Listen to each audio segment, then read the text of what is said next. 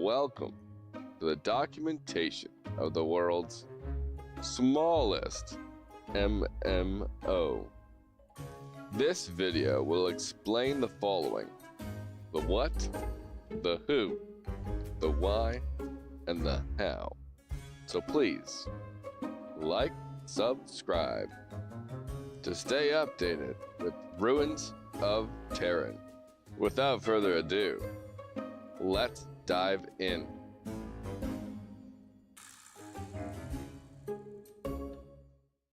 Ruins of Tearyn is a classic fantasy MMO with tab targeting. You will retain two targets at all times, an ally and an enemy. There will be formidable warriors, epic healers, try-hard DPS,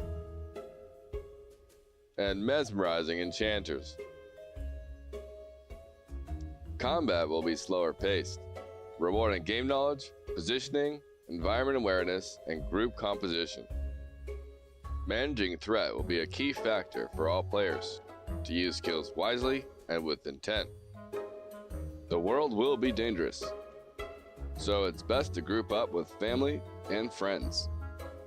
But there will still be options for solo content. We are 100% focused on gameplay and will be using marketplace assets until later stages of development. And this leads us to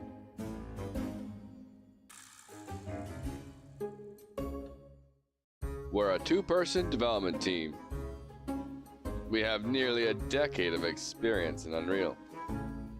Won a few awards for Vertical Third, a game architecture that took 5 years to build. You can check out the stream or listen to the TLDR right now.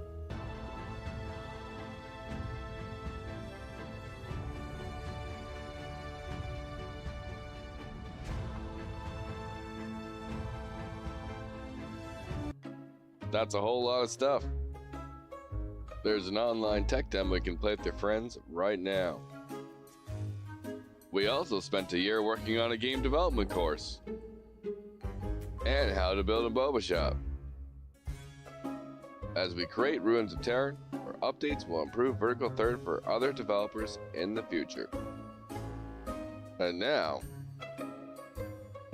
let's find out.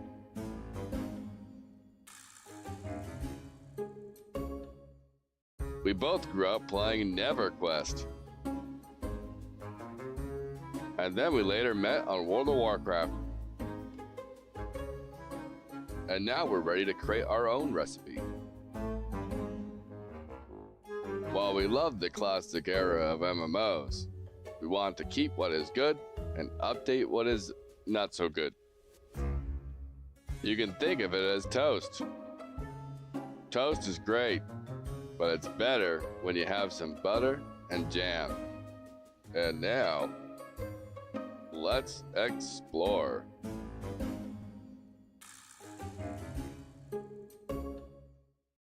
We're focused on small levels with very content-packed areas, which will avoid time spent on large empty spaces.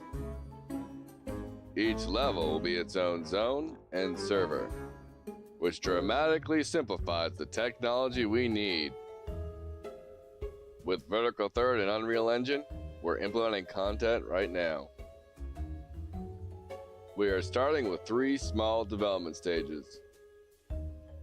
Once these are complete, we'll have a vertical slice ready to stress test. Our development will be very open, with live streams, YouTube videos, and you can support our development through our Ko-fi page. Our first playtest is targeting April 2025. And that concludes the what, who, why, and how for Ruins of Tearyn. So please come along for the journey. We love to show the behind the scenes for development and share our experience. We'll see you there.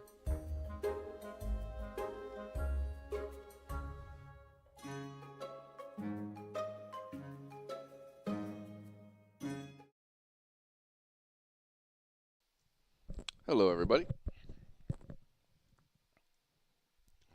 some tunes going.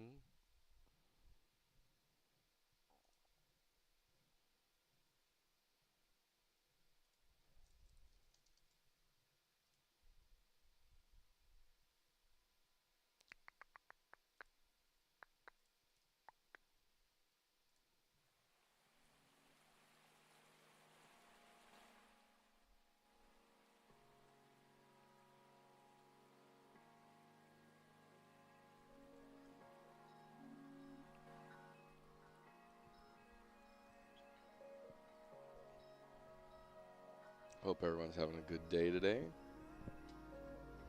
I'm going to be working on some Tearyn updates for tomorrow's playtest. So I have a pretty basic list to get done today.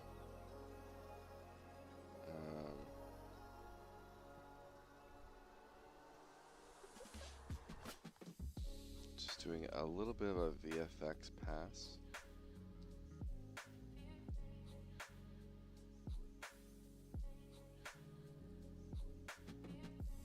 On abilities, and then touch up some technical stuff with the raid boss.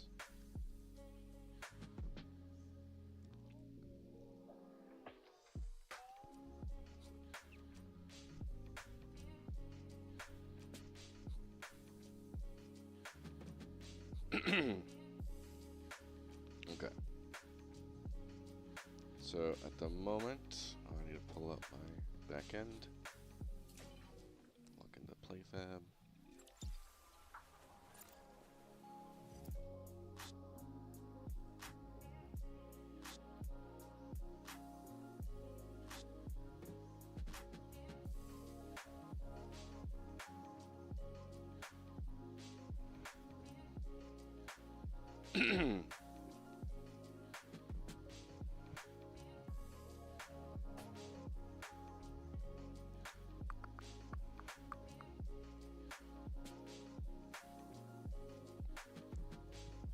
All right.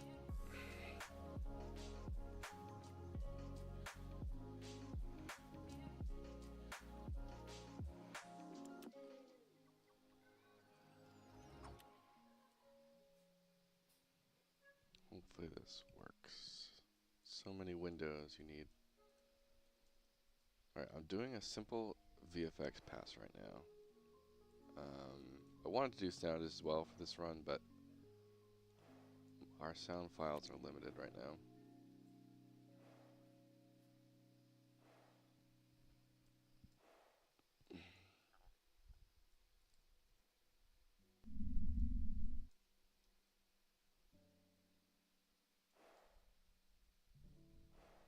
All right, so this is the enchanter. Got some classic EverQuest bubbles going off.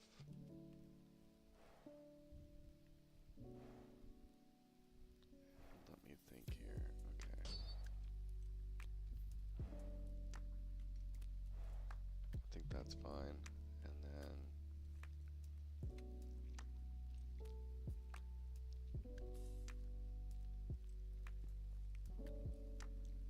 for haste, let's bring up the animation.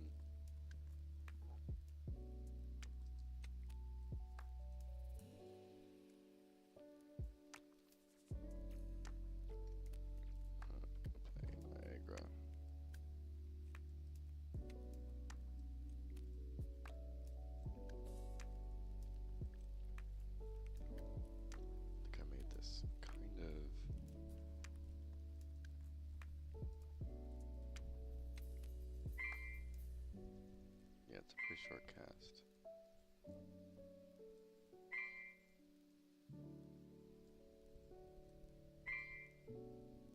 Let's modify that. Let's give it some bubbles. Just doing some basic EverQuest styled VFX.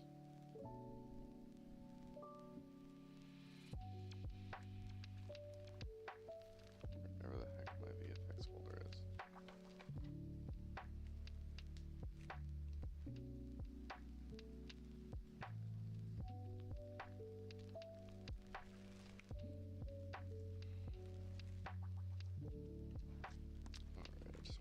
burst. Directional burst.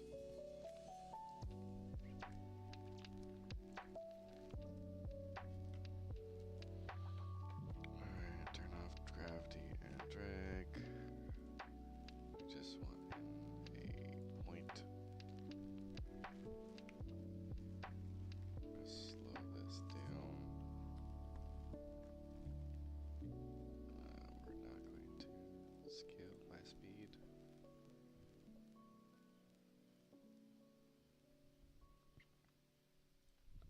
Slow this down dramatically.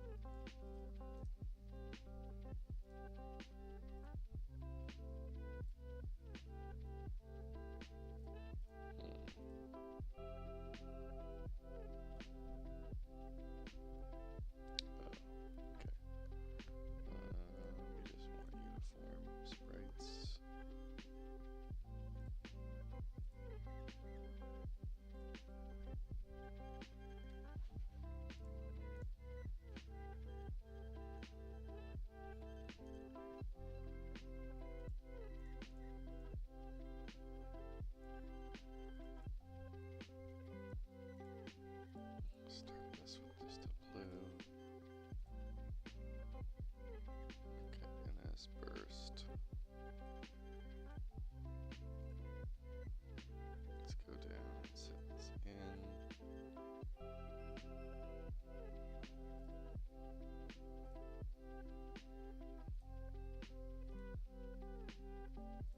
This one I think I want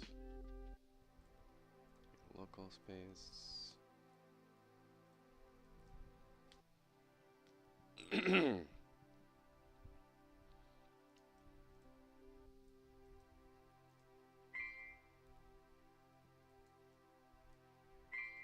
That's prettier. And let's crank it up a little bit. Do like 200 and then can slow it down some more.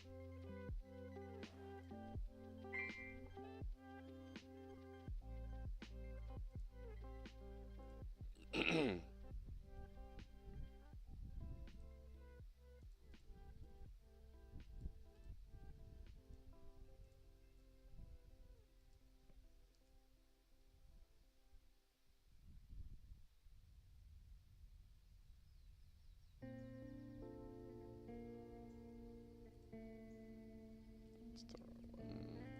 Burst. Scale.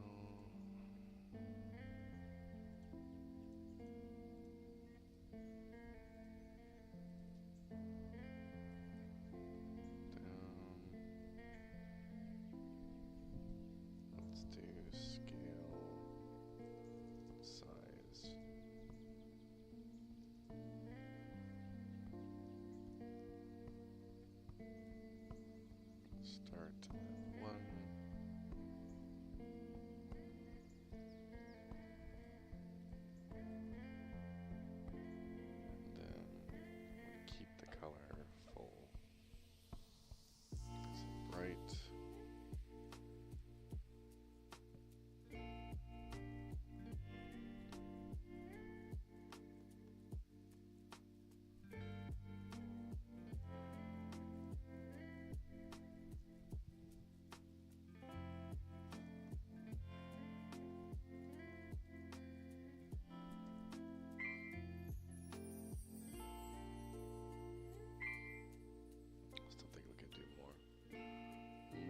particles.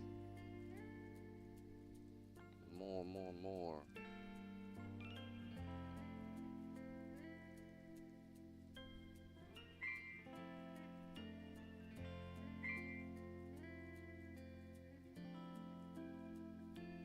Okay, what else? Scale.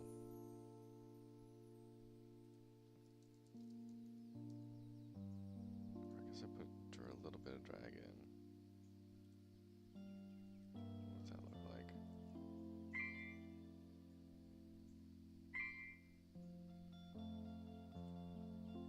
Give it a bit more velocity.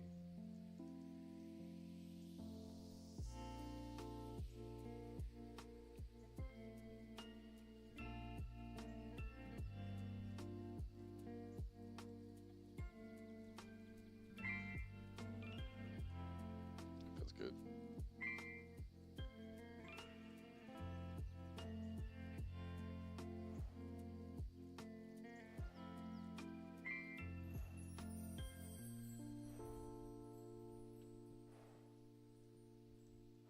Alright, now we need to do one for mana regen.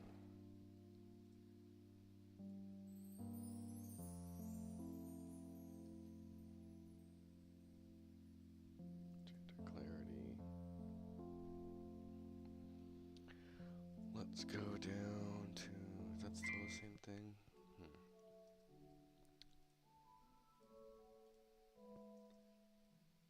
Our sound packs are lacking right now.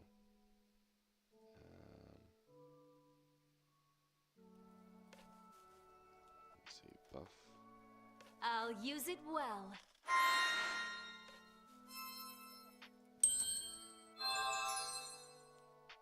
That was nice.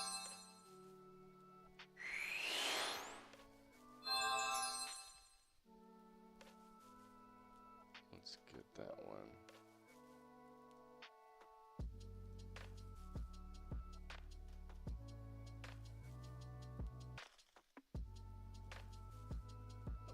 Then we go to our cast.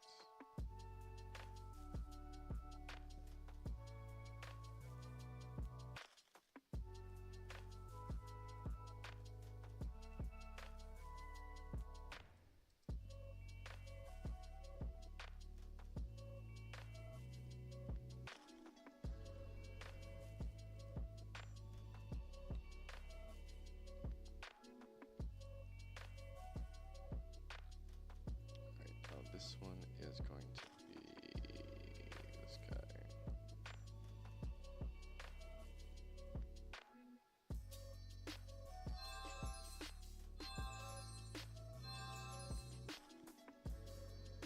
Right.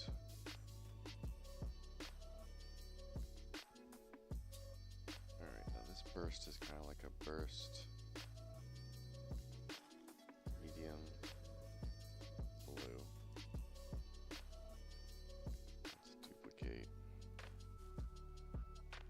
Do small.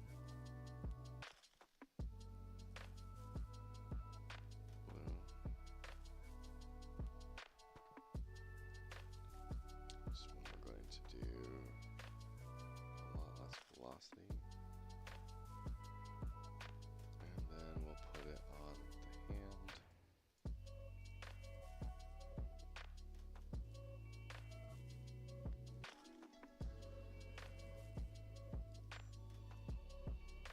It's the left hand.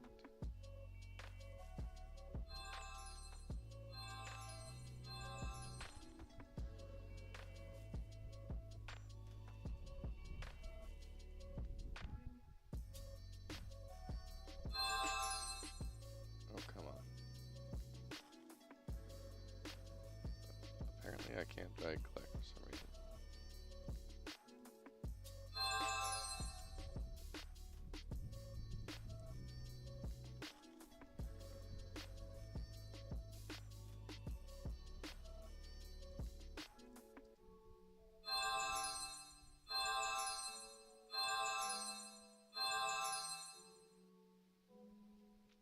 Okay, and then we'll use that same effect once it hits the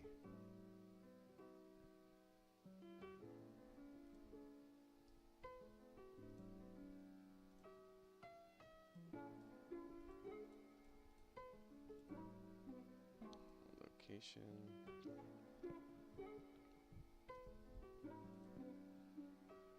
Is going to be target actor socket. Name is, let's see if that works.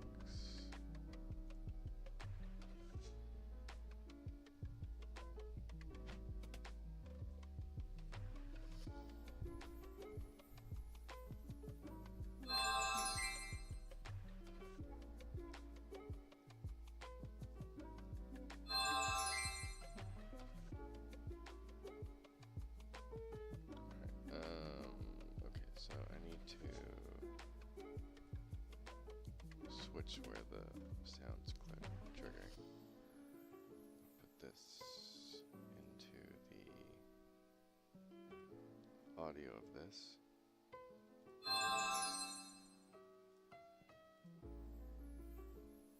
And then take off this.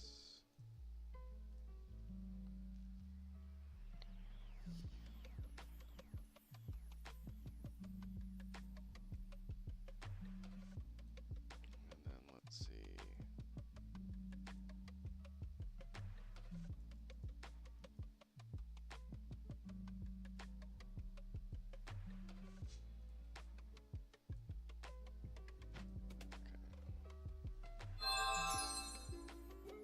Alright, shorten the cast time. I don't think we need any delay. No delay. Cast time 1.7.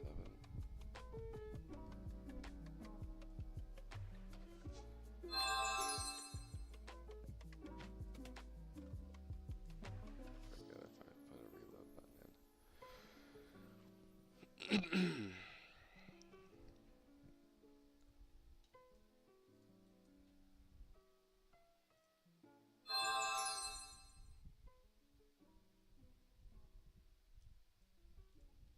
Alright, so let's go. Let's do this that way. 0.5 second cast.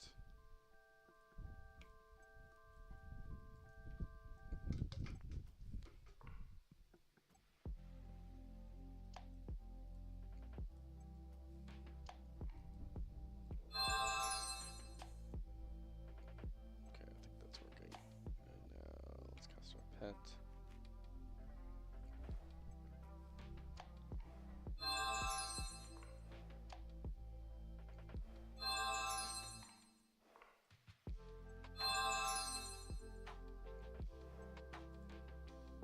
Let's let it linger a bit more, I think. Let's put the lifetime up. Burst blue.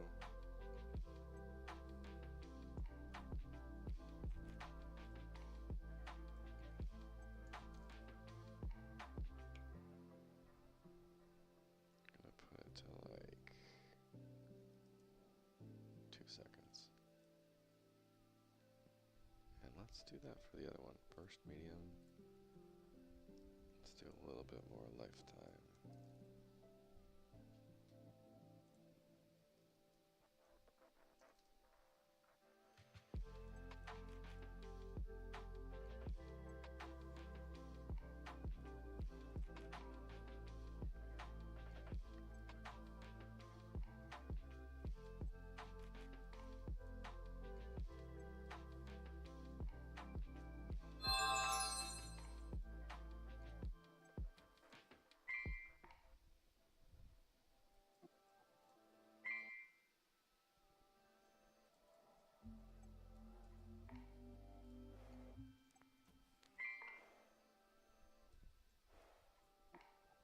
Okay.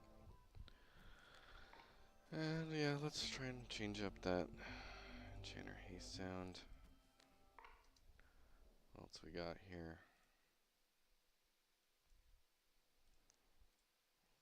Buffs.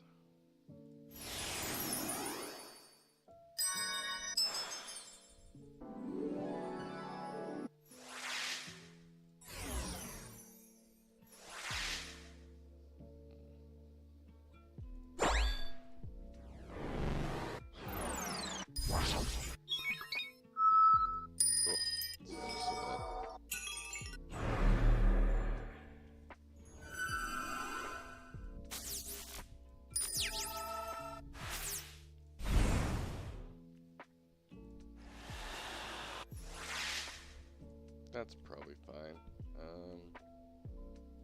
At least it switches it up a little bit from my very default sound.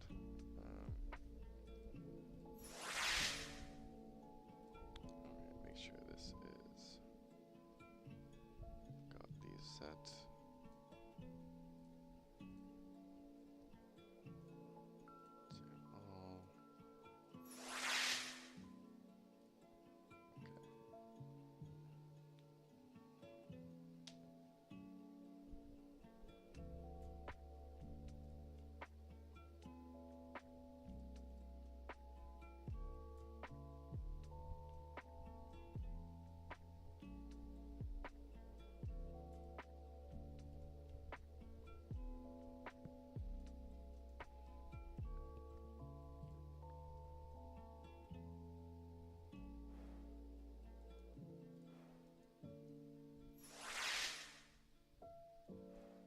Okay, seems fine.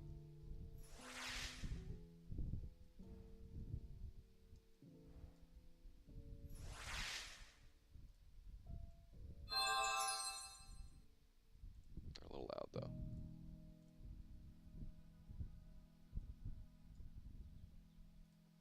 Let's go like .6.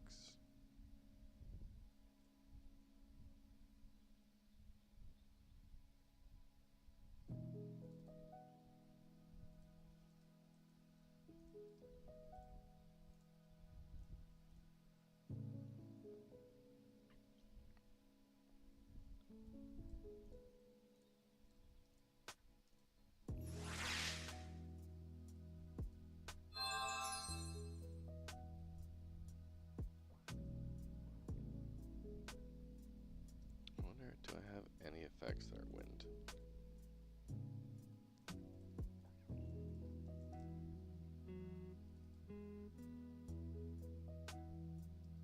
That's not what I want.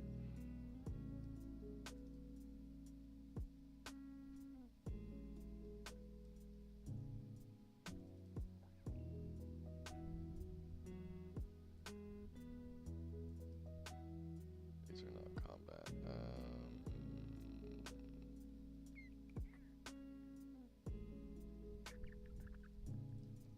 Air.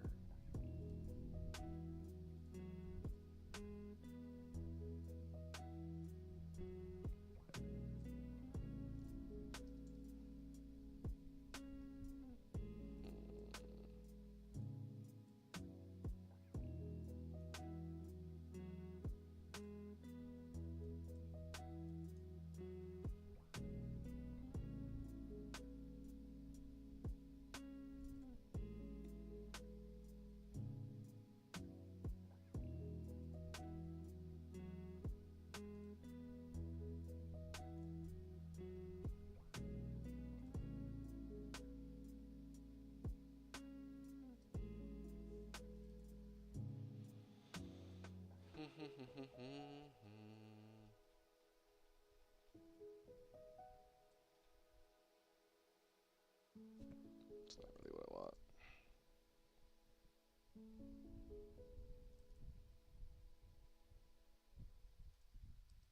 These are impacts.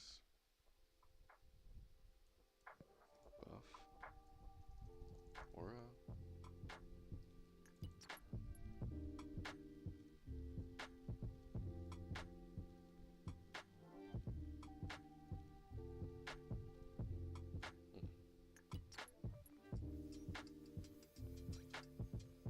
It's getting too nitty-gritty. Alright, I'm gonna move on. I was trying to stay focused. I want to just do a very basic pass of VFX right now. I don't want to go too crazy.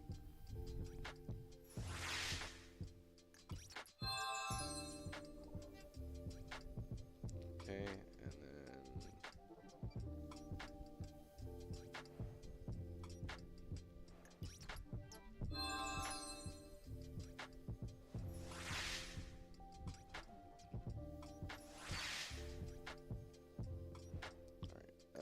so I need maybe a sound effect on the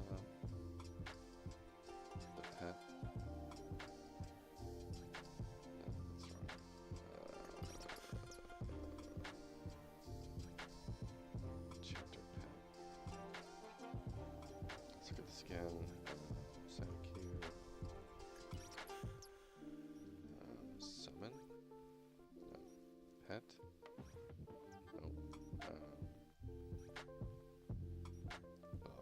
let's click through these again. Boy. Let's see if we can turn down on rail. These are hitting a pitch. Oh, mine.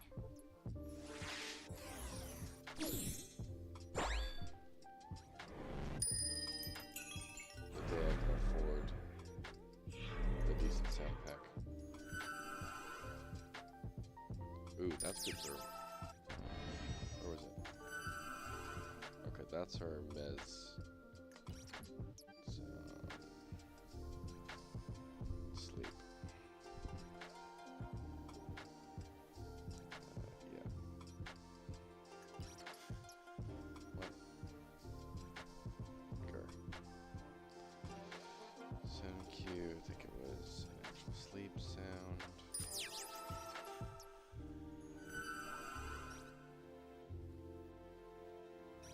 Okay.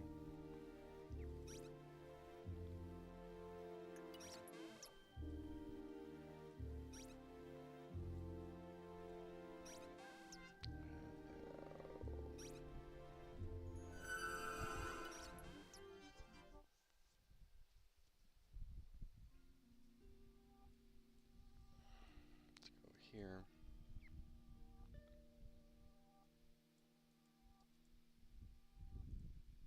I don't even know what that. Oh, that's something. I don't know what that is, but okay. Enchanter sleep. This is the correct one. Let's get some cast sparkles.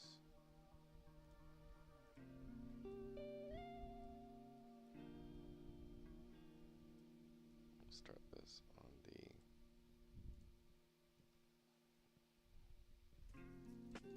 cast, I think, class glitter.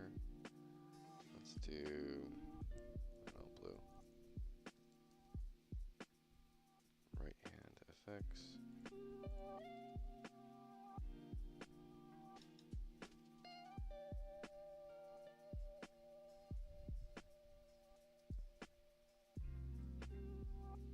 And let's just make it extra.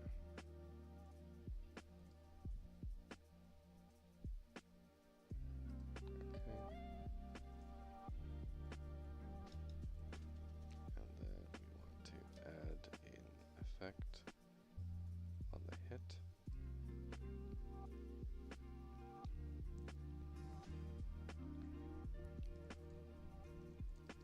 Burst. Small blue, sure.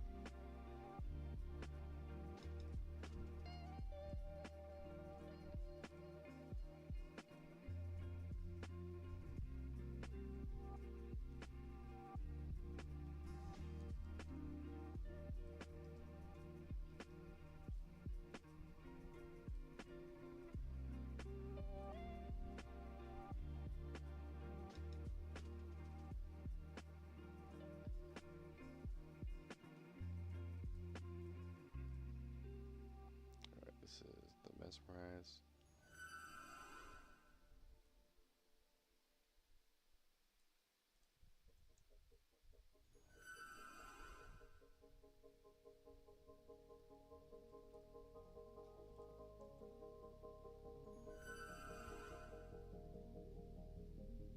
Alright, I also want to do... Is it putting it there? Let's find out.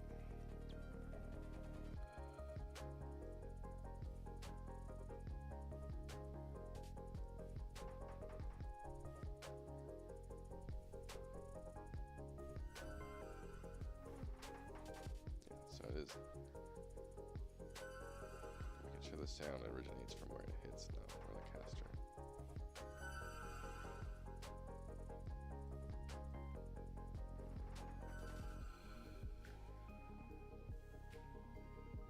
Okay, I like that.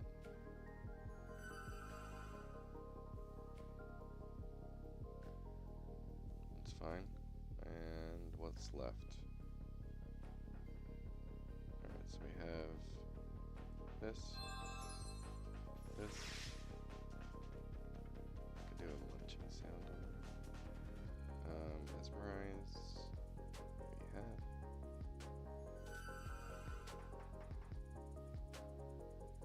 So we need the stun and the. We do have that technically.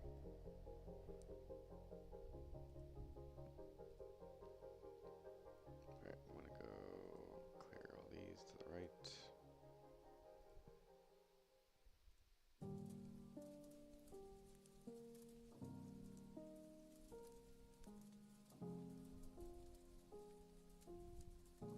Save. Let's do something for the enchanter pet.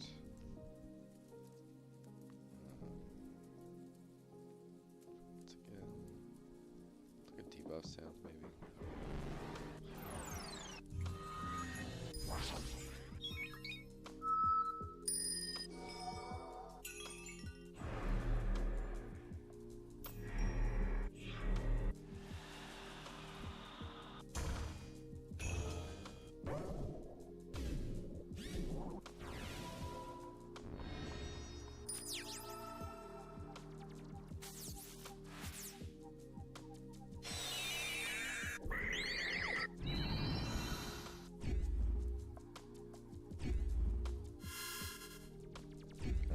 Good stun. I like that for the stun.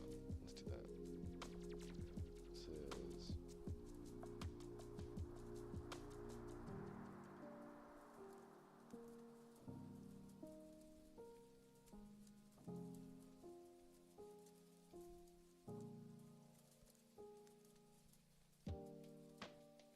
Get this thing.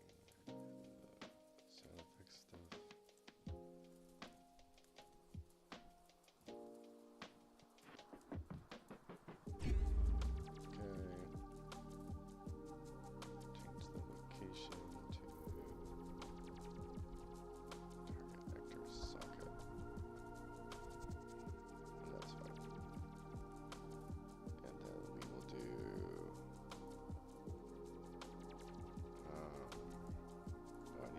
Burst.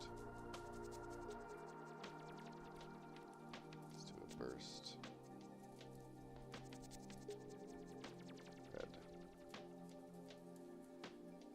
Color.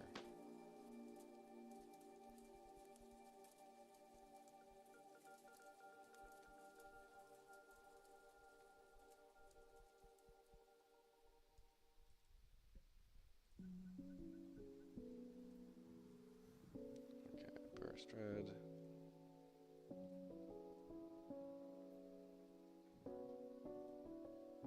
It's read only. What?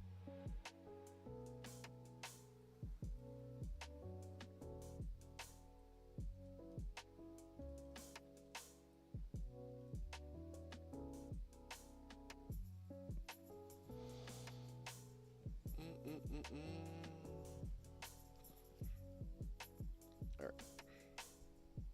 Let's try the stun out.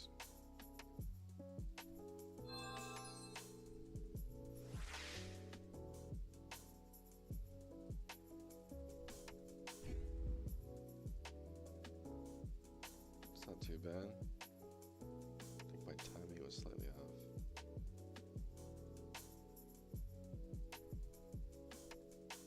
Let's put this down to like a .9 cast. Stop.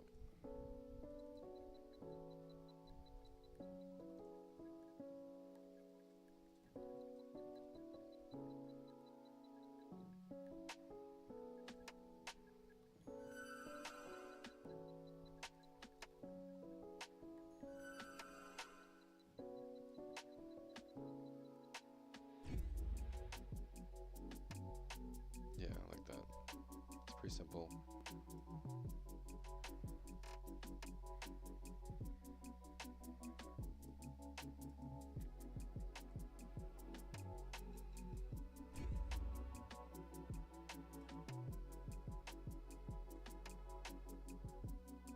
Alright, that works. Alright, save all. So now I just need a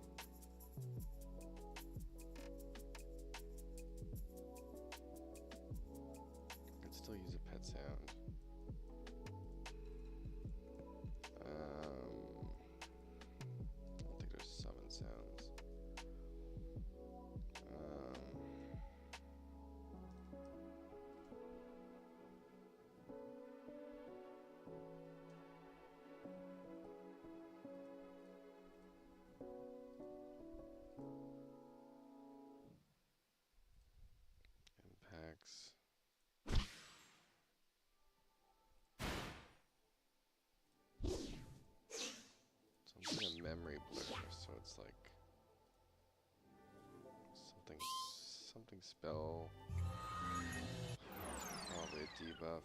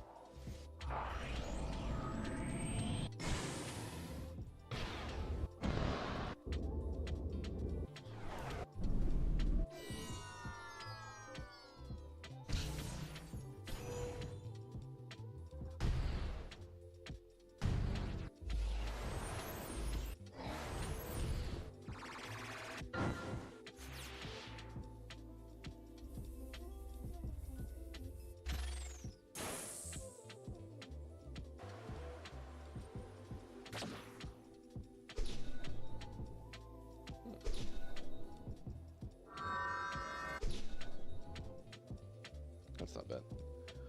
I'll take it. Alright, let's do that. Let's do this.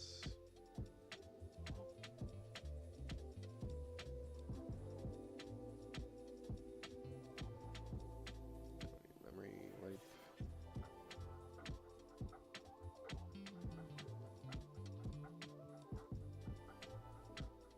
And that's fine.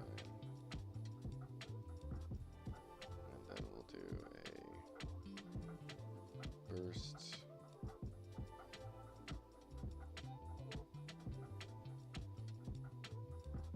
Red. Maybe not. Duplicate. Make this one yellow. Make sure it doesn't look like a stun.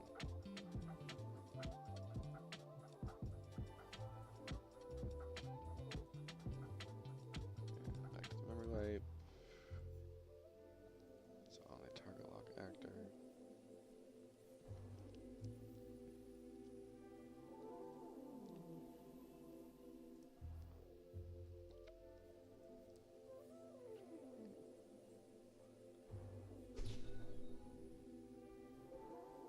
Cool.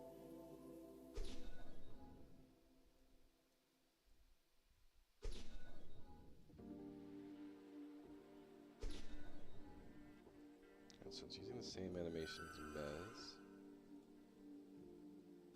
So let's try and change that. We'll see what else we got. Memory wipe.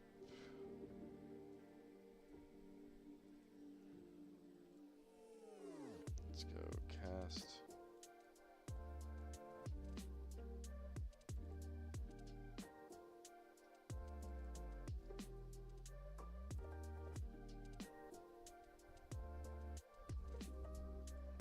Magic.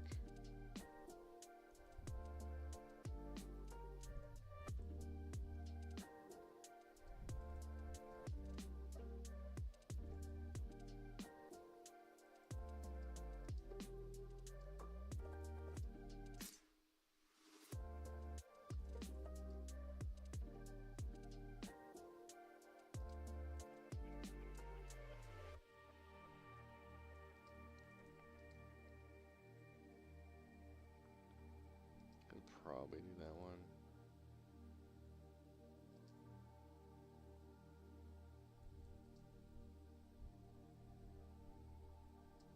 It's a little long for memory wipe though.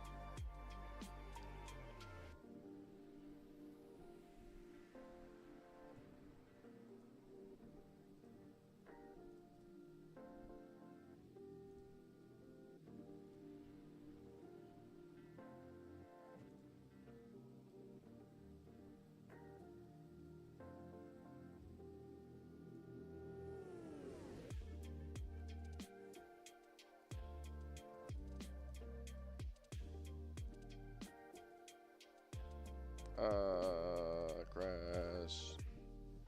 Why?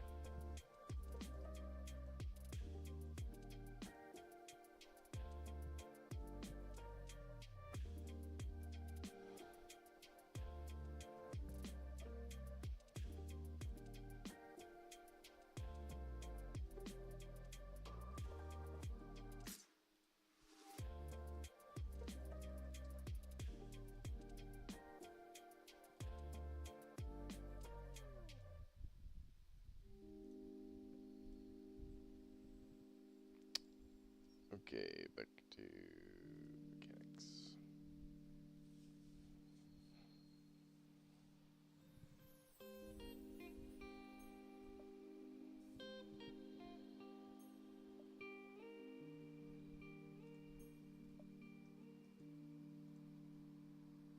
Alright, where am I at? Database. Classes, enchanter.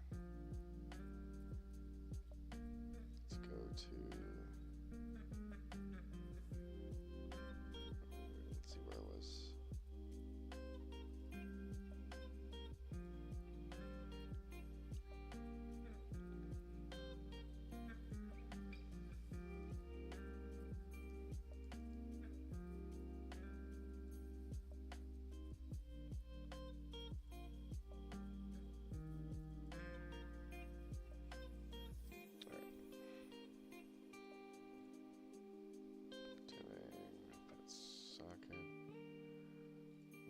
VFX, cast, glitter. We will do this as yellow.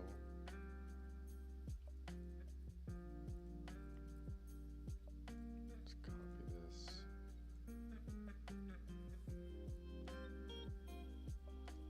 And put this on the right hand.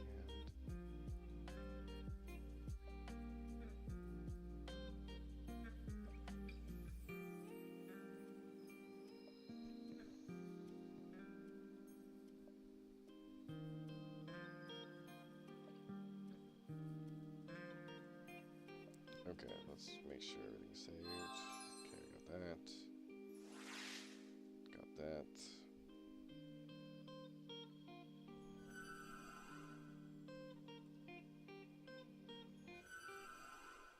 And then my stun. And now memory wipe. Okay, I have to set the proper animation now.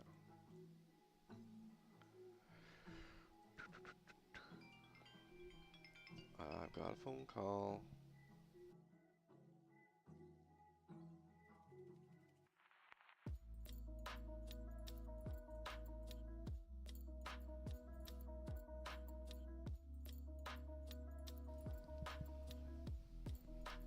Good old spam.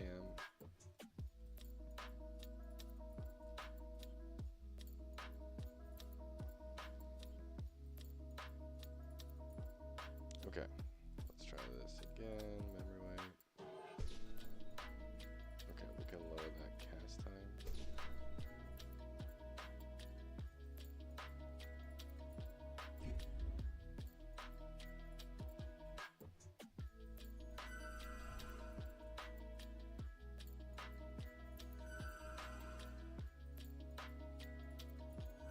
Lower the cast time on that too.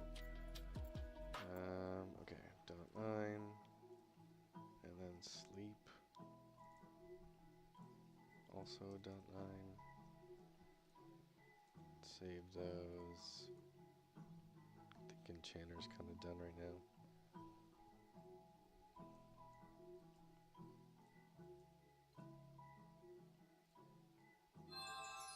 Mana regen.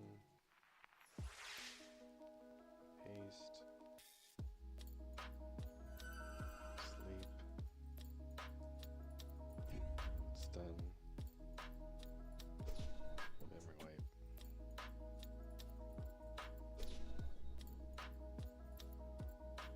And then pet.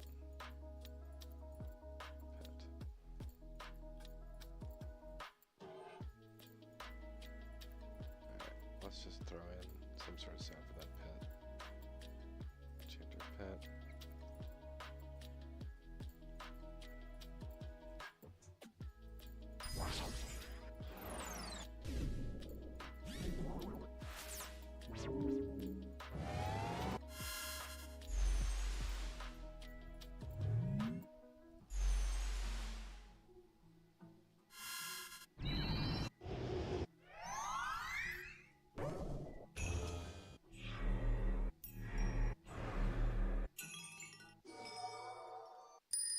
annoying because so many sound effects are like on impact effects. There's not a lot for like casting.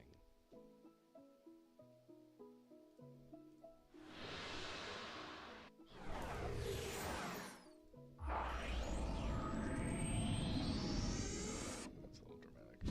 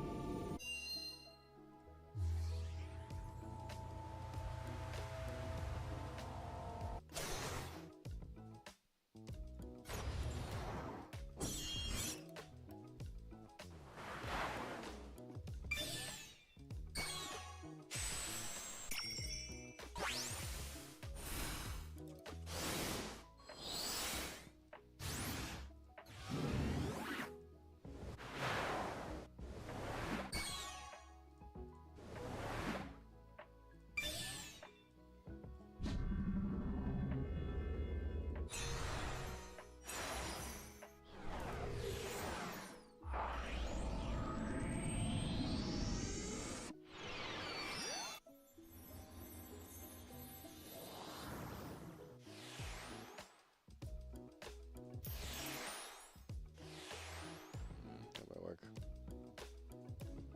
Let's see. Tanner pets. Let's go here.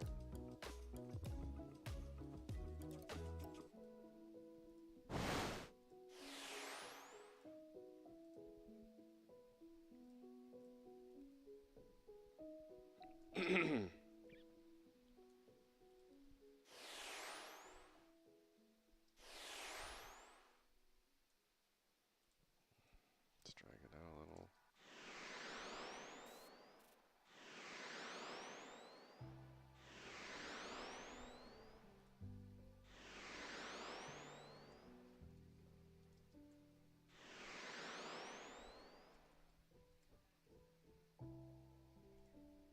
Sure.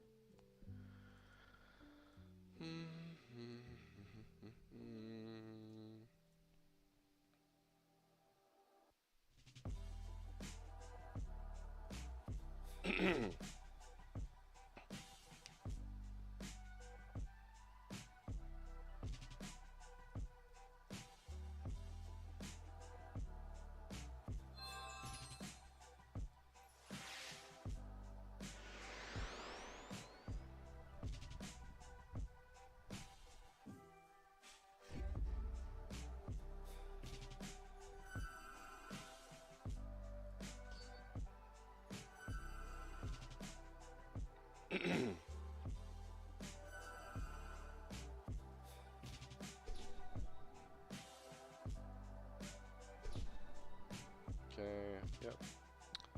Now let's just get the enchanter. Should be enchanter recovery, but I think this is shared.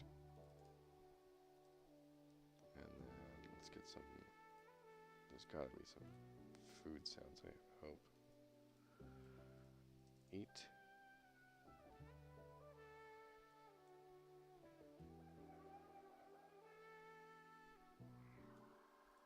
Eating. Nice.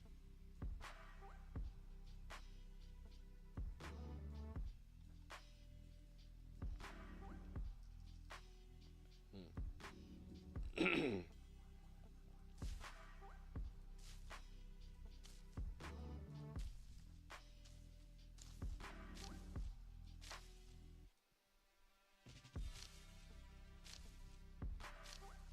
guess I don't. I used to do this for. You can use like snow step sounds for crunching or eating, but because my animation right now is just sitting, I'm not gonna do that. Plus, it saves me some time. All right, enchanter's done. So let's see. Switch my character to a tank.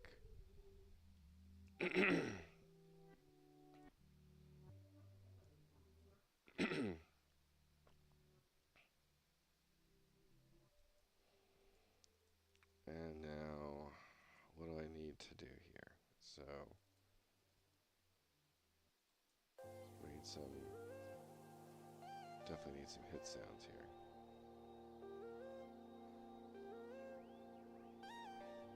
Okay.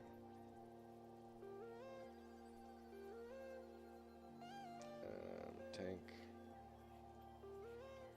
Let's do, I guess this one. As good as any.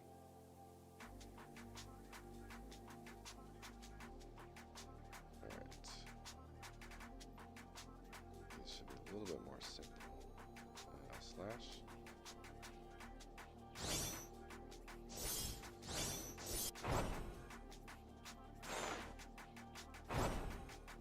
Turn my music down a little bit here.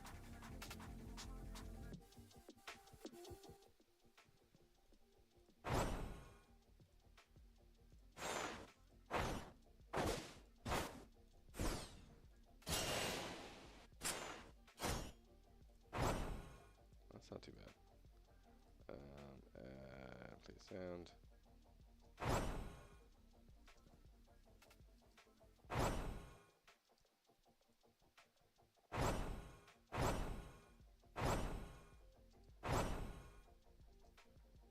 Alright, we can make this maybe a little higher in the pitch. Too high.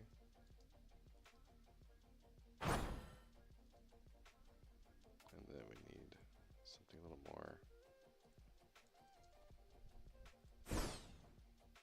heavy after.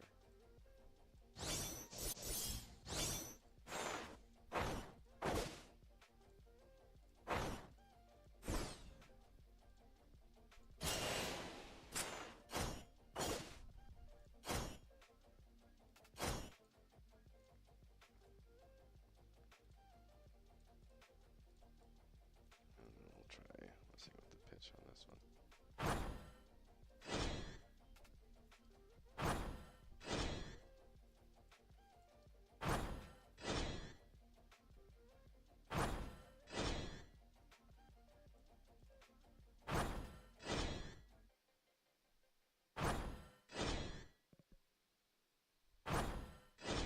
Okay, I like that. Give it a shot. Burp and burp. Make sure this is set. Burp and burp.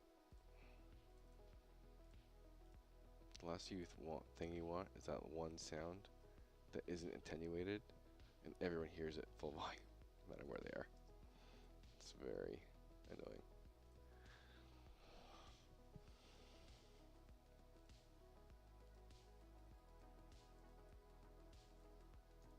All right.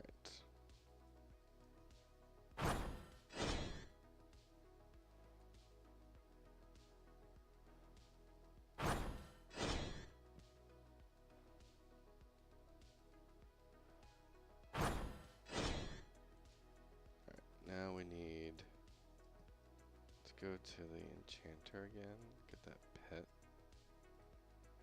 attack. That's not one.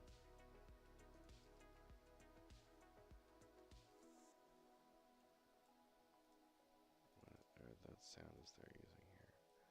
I'm going to copy that sound for my auto attack.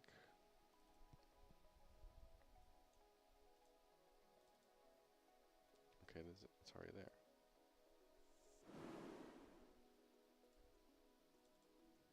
Why wasn't that going off then? Oh, volume was like way down.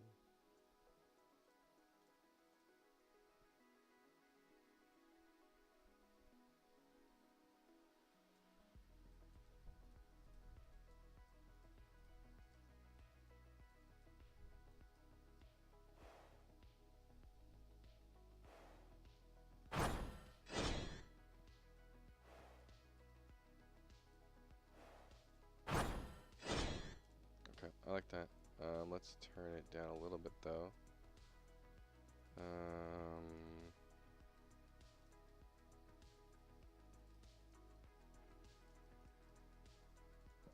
2.75.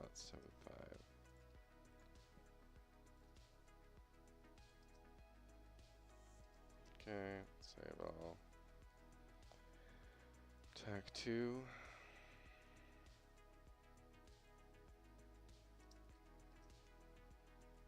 I don't know if I have something for that.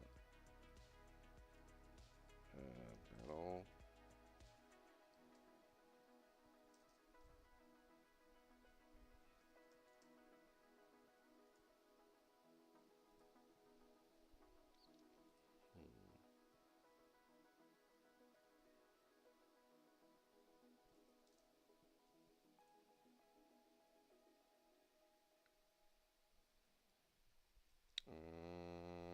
Enrage. Shout. Buff. I don't think I'm gonna find something like this one.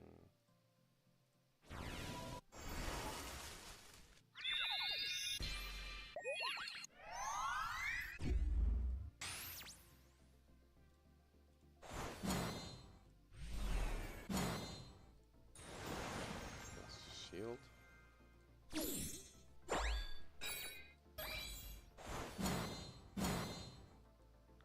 Grow.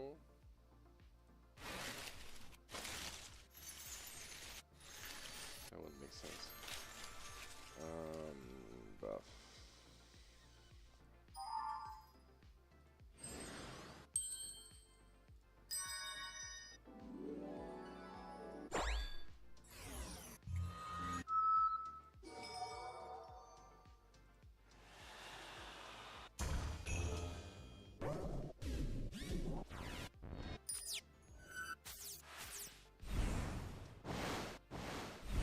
These are gonna make sense. That might.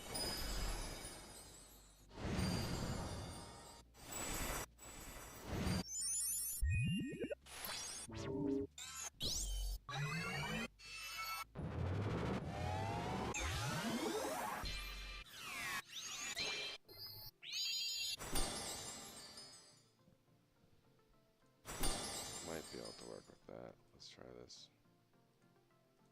Sound. Let's reduce the pitch.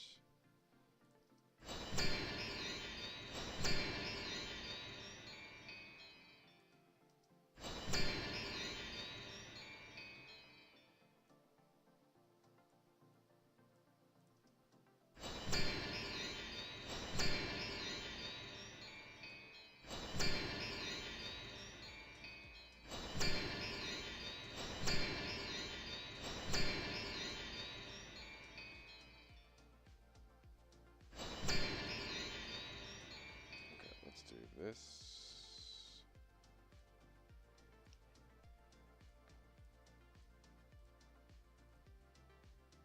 And then over here. Like .75. And then we need a notify. We're gonna do Niagara effect. Burst.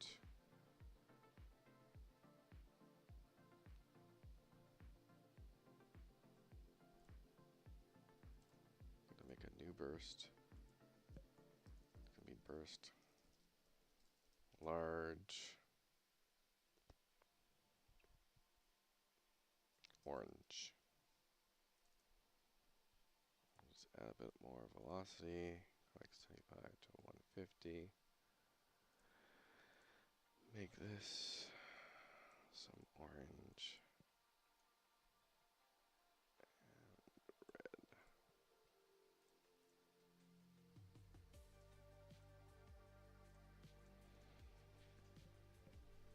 With the grow that the warrior does, this might look interesting.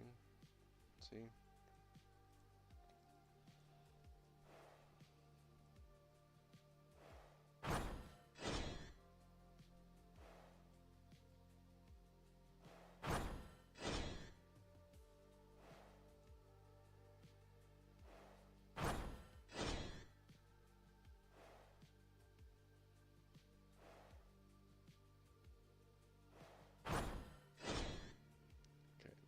guess it's 2.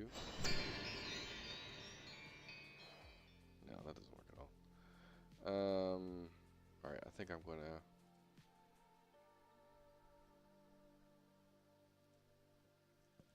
Does not work at all.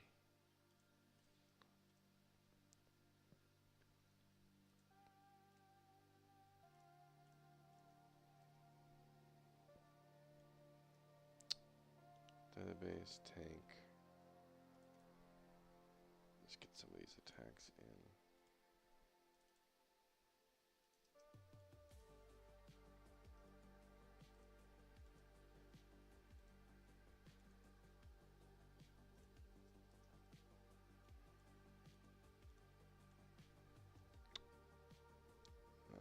Slash again.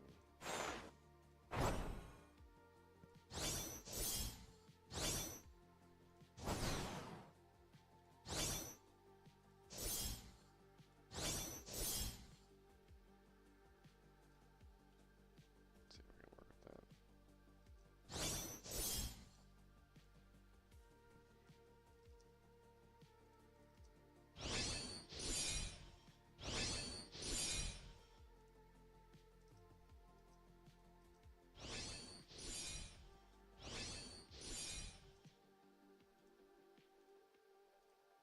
That's probably too much.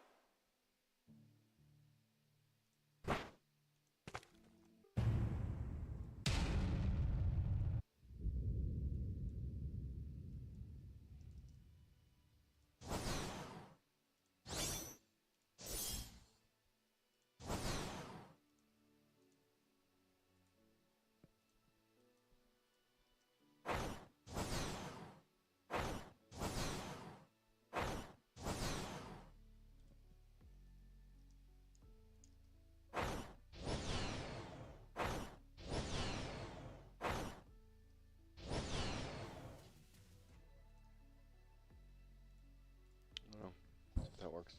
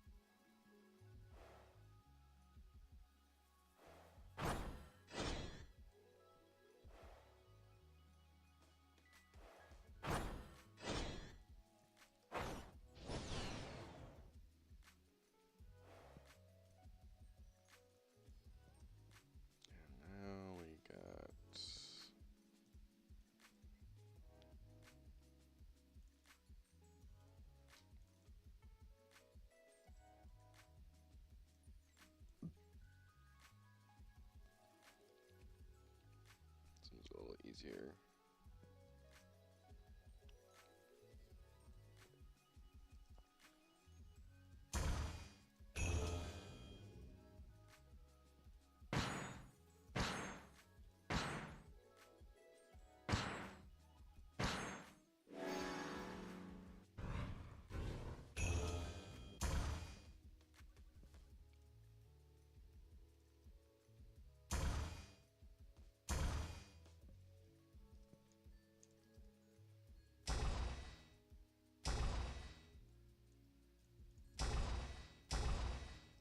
Okay, that one's fine. Put it down again. Why does he just seem so loud sometimes?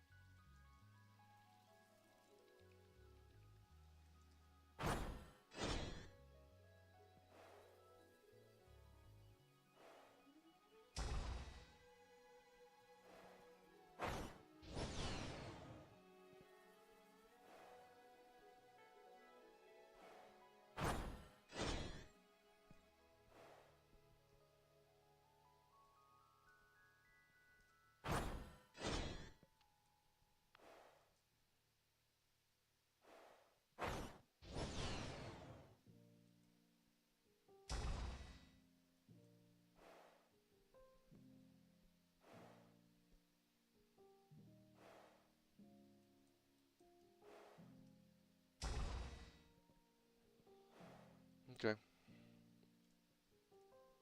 Moving on. Why is this map reeled only? I don't understand this. Is this checked out? It's so weird.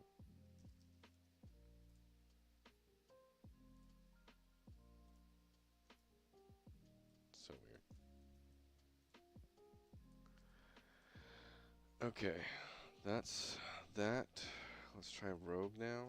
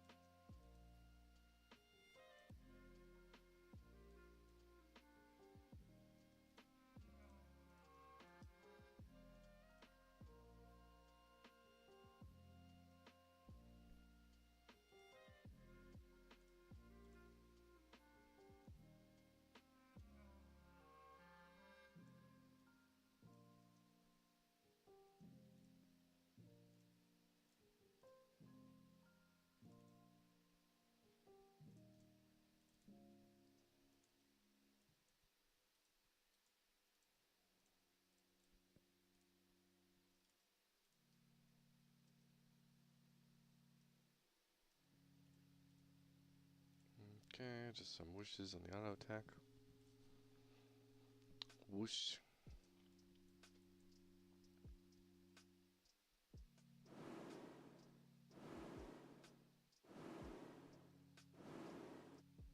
Okay, clearly.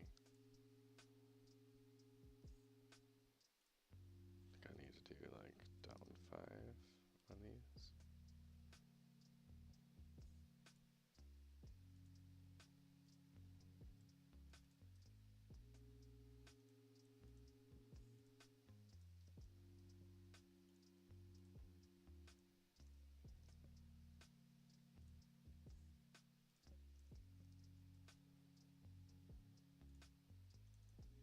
check. Yep.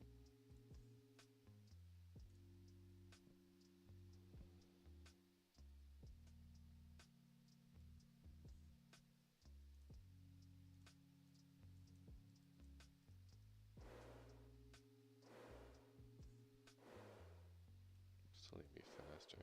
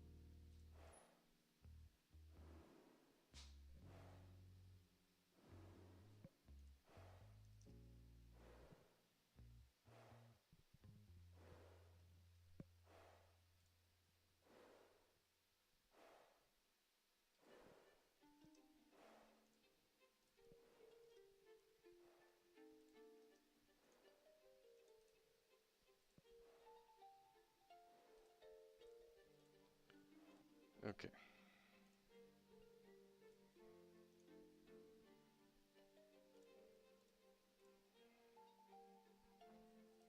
Alright, rogue attack. 1.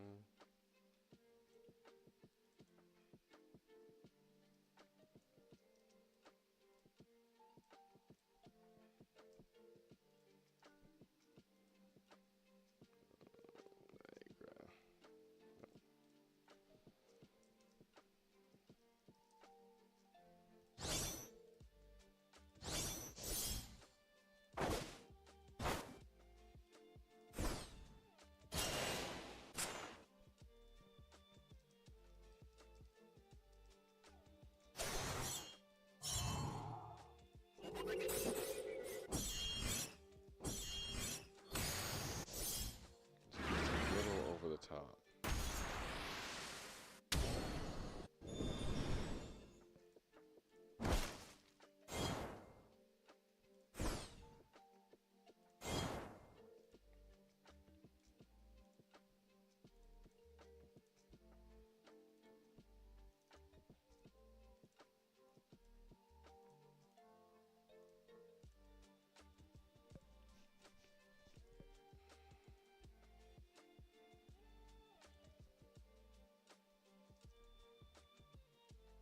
And I'm going to make these a little faster on this one.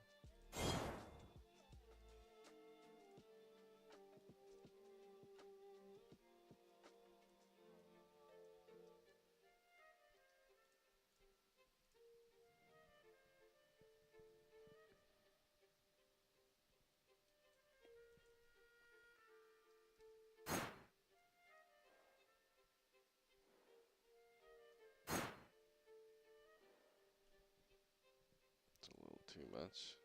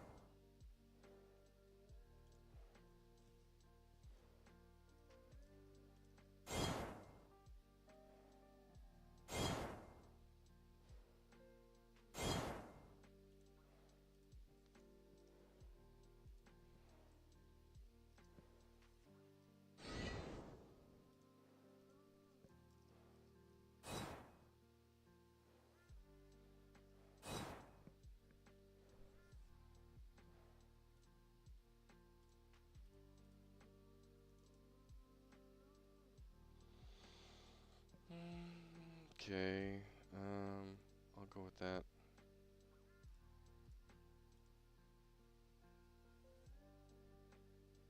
Then we need the backstab.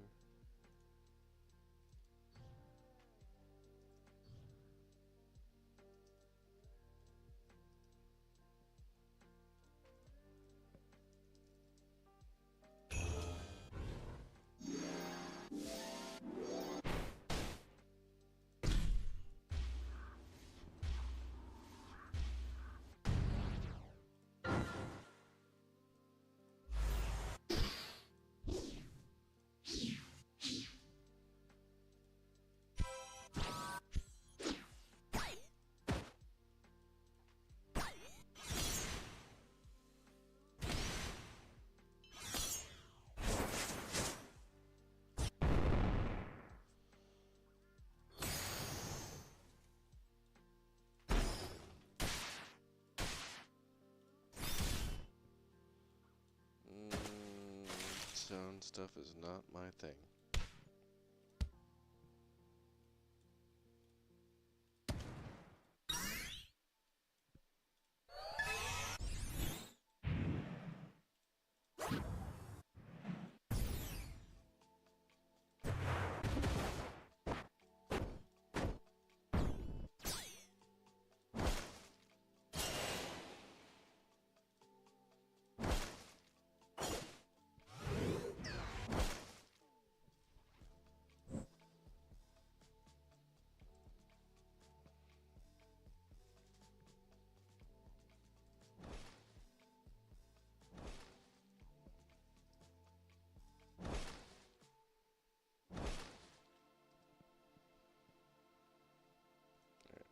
Put up way in real volume back to what it was to understand how some of these sounds are really coming through.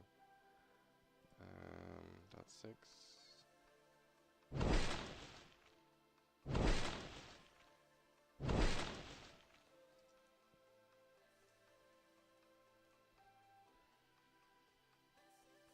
Alright, let's do a test here.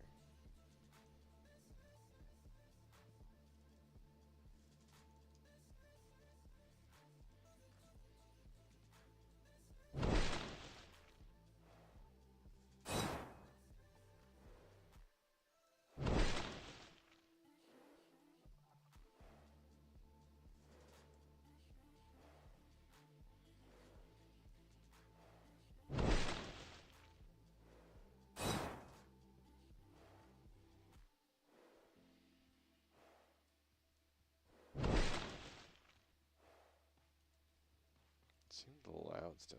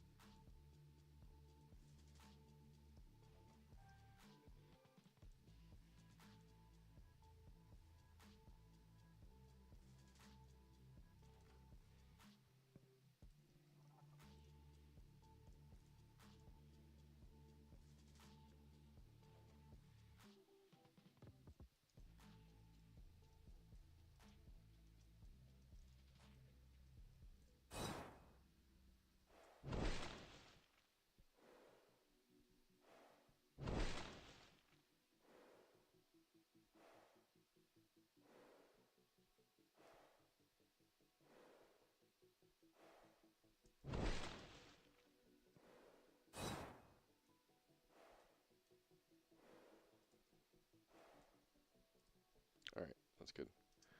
And then last one for Rogue is the kick, which I'm going to do a basic thud on. Let's just throw that in. Add a sound.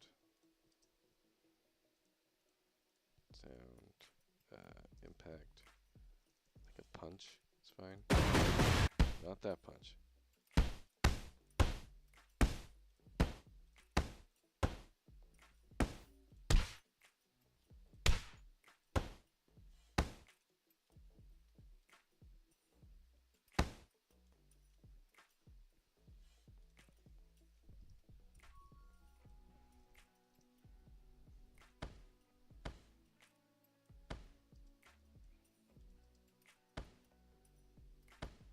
Okay.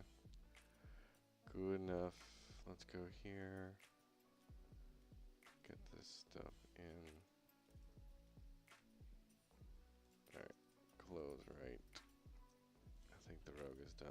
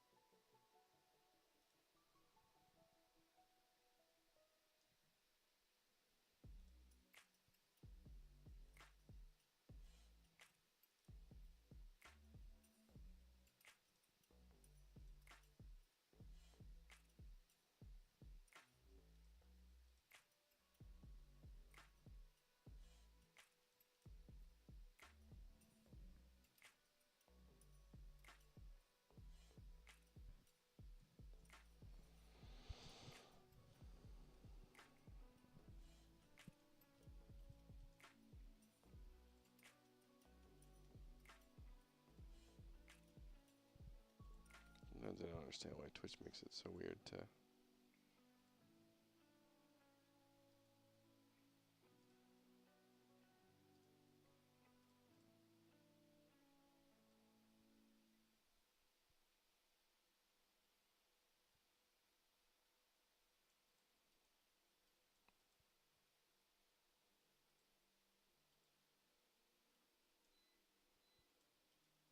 remove things.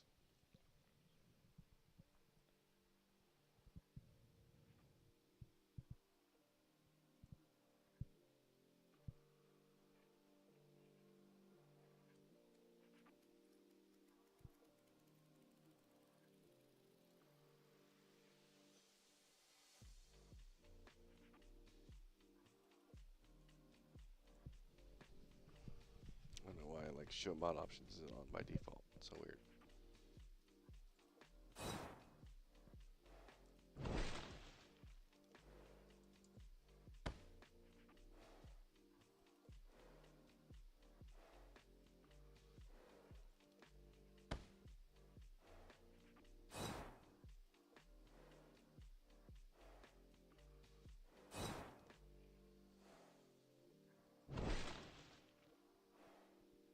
Okay. That's that. On to the mage, I suppose.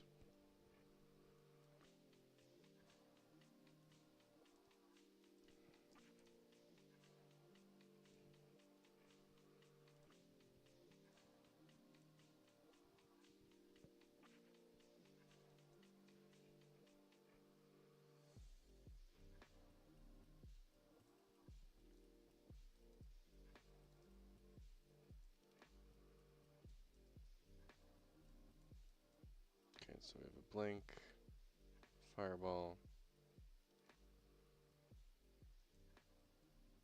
dot, and explosion. So these ones are at least a little more applicable. Yeah, we knock back. This one's just a explosion.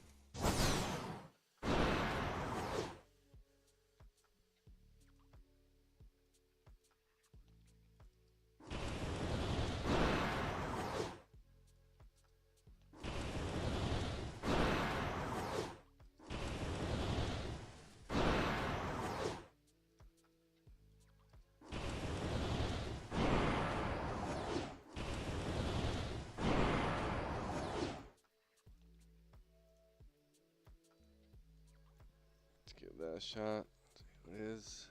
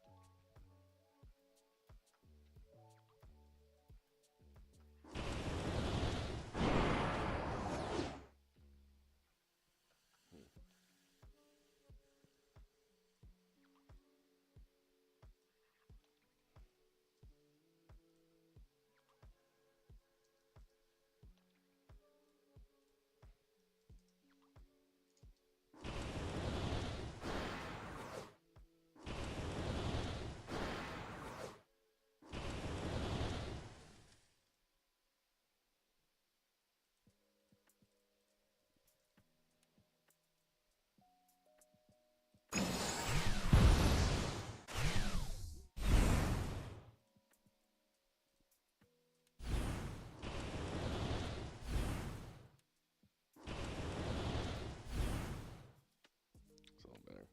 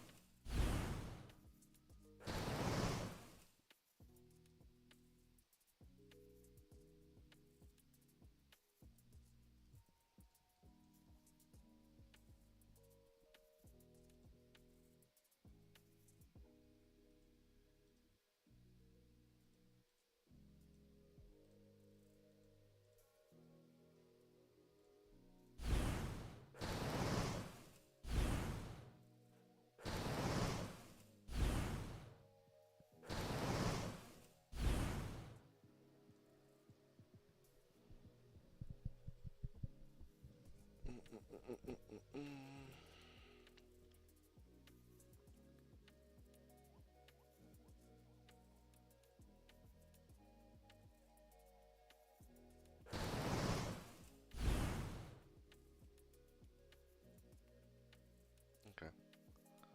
We'll go with that for now.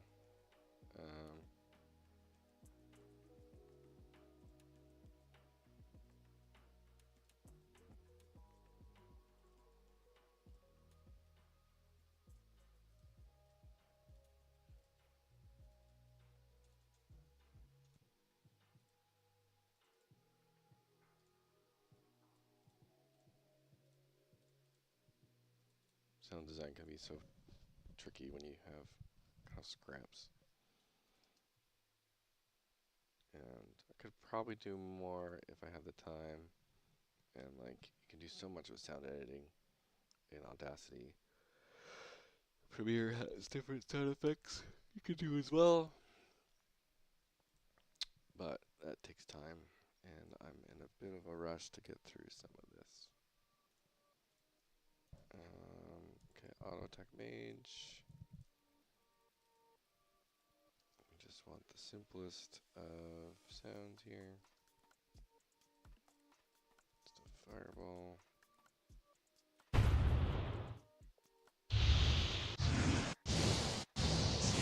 Not those. That's fine. Let's do that, and then do it pretty subtle.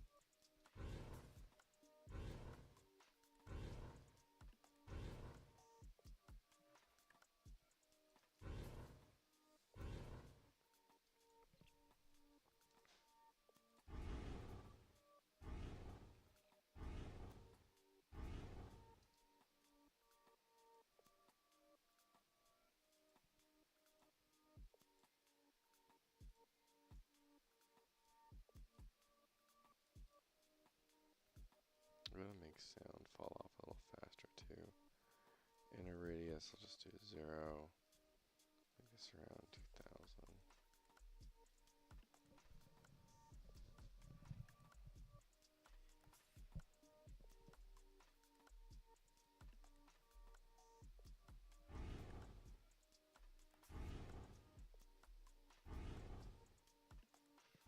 Just make sure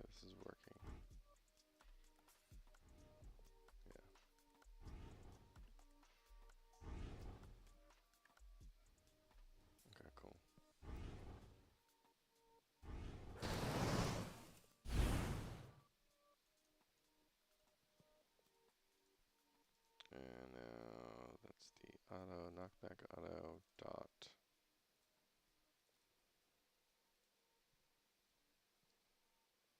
Okay, we need to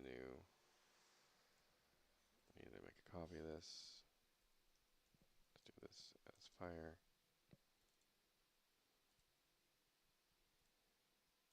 This is going to be orange. This will also be orange. Take this to the dot.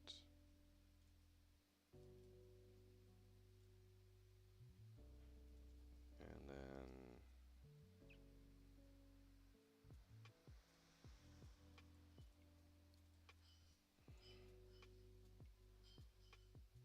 I want something kind of simple. Opposite of that.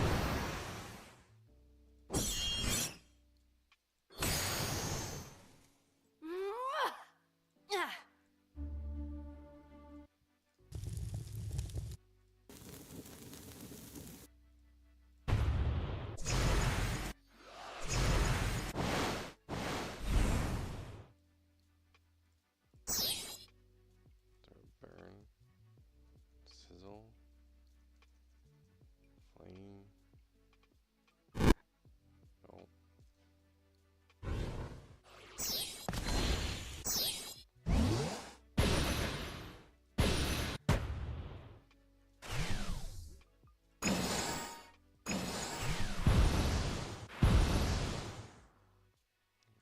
Explosions.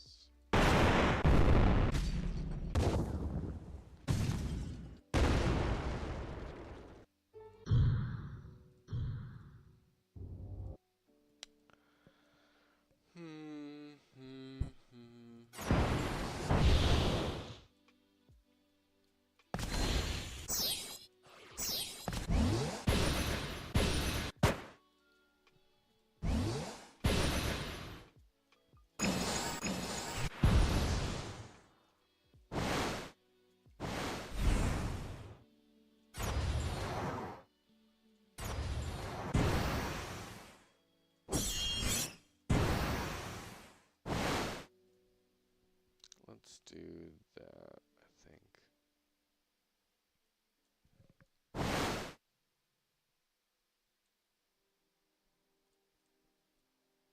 And maybe we get lucky with some of this.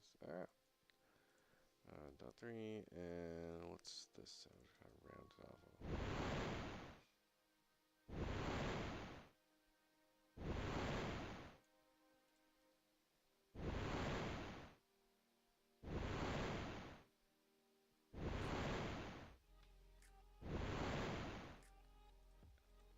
Also do another one of these on the other hand.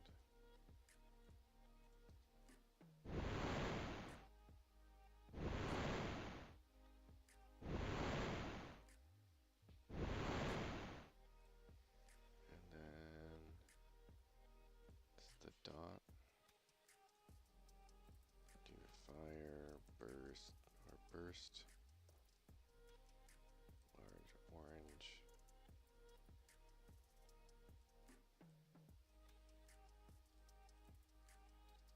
Target actor socket, core.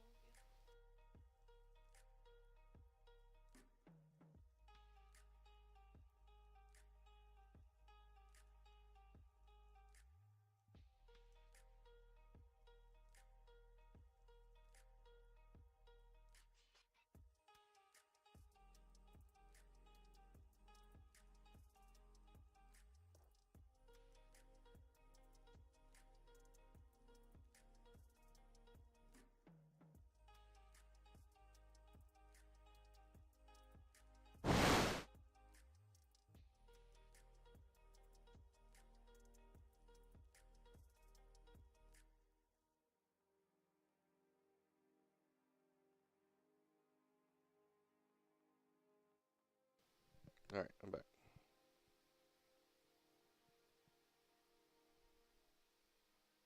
I think my music is too low down now.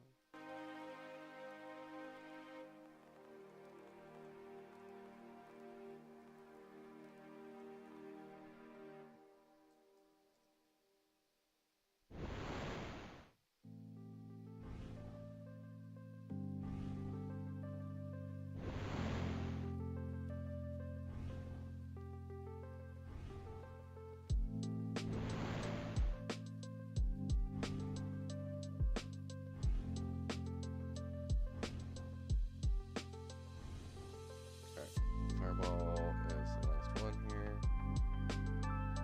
It's too high.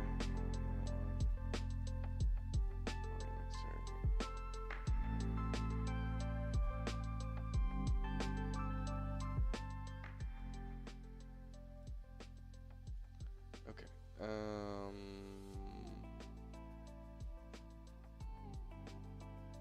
Let me see here.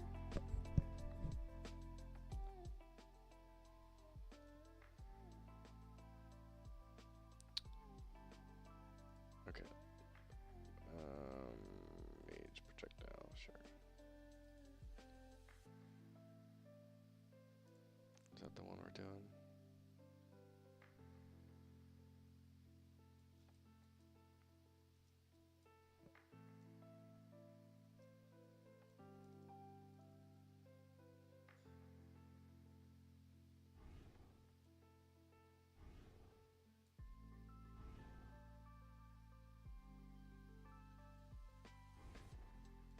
Why is it doing that? That's weird.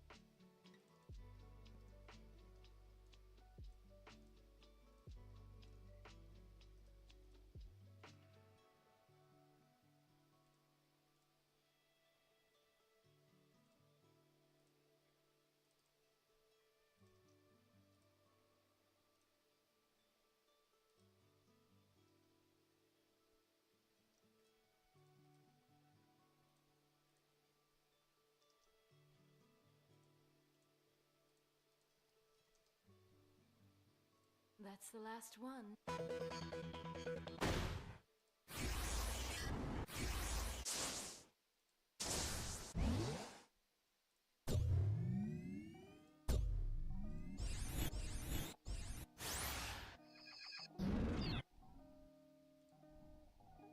That's the last one.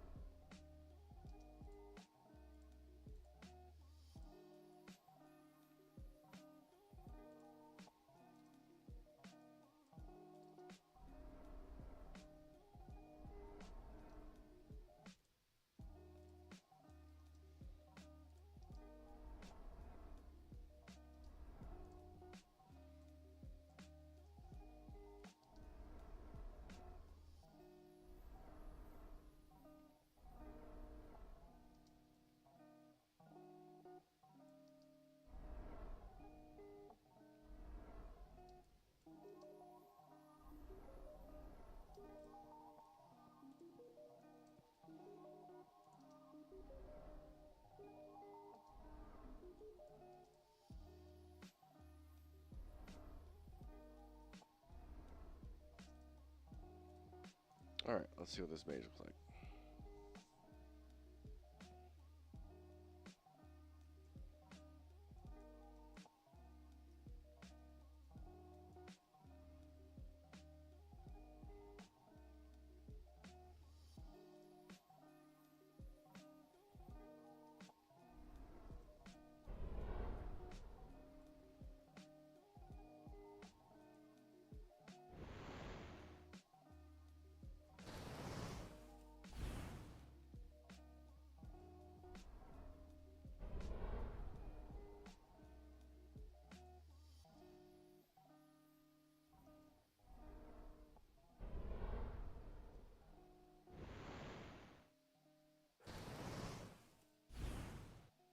Shockwave's a little loud.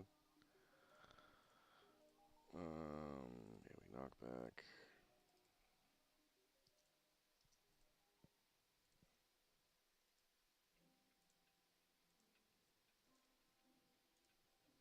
Make sure this is there. Make sure this is there. Okay.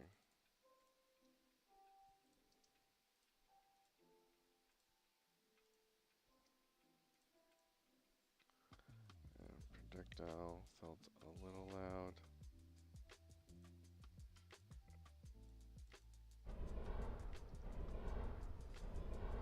Make sure that's there. It is. Yeah, never turned the volume down on that one.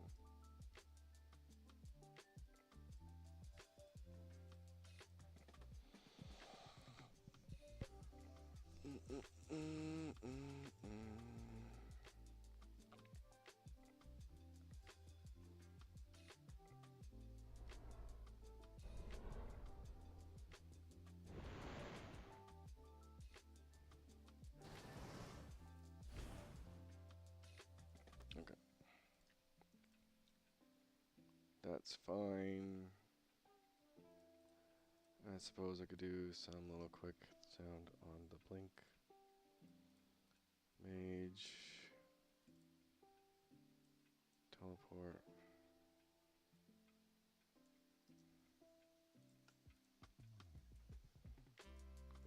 Magic.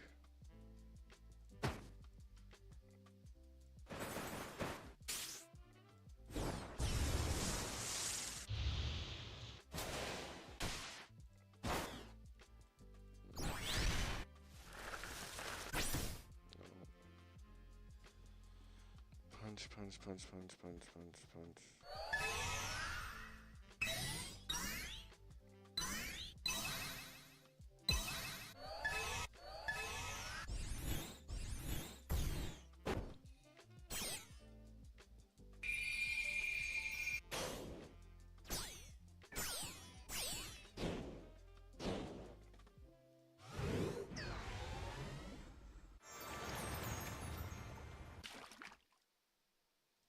It's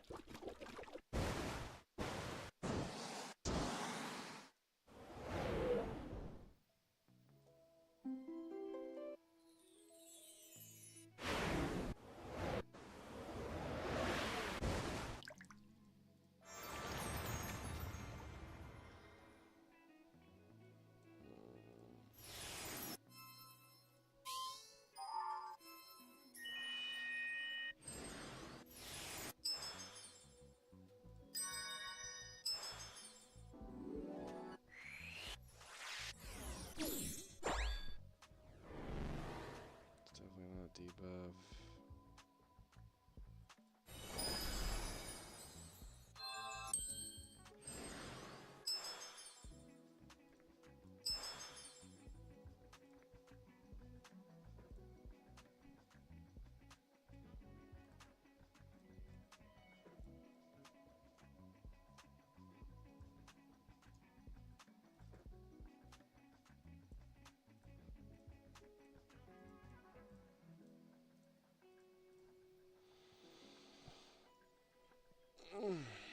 Okay.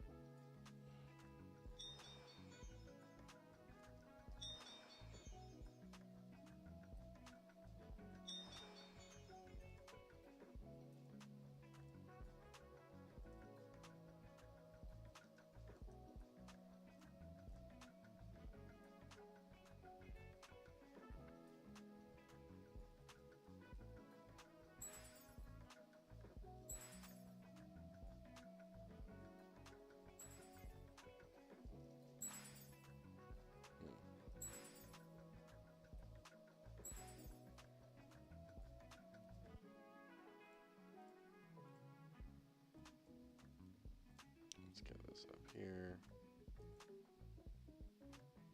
Let's go squeeze that in.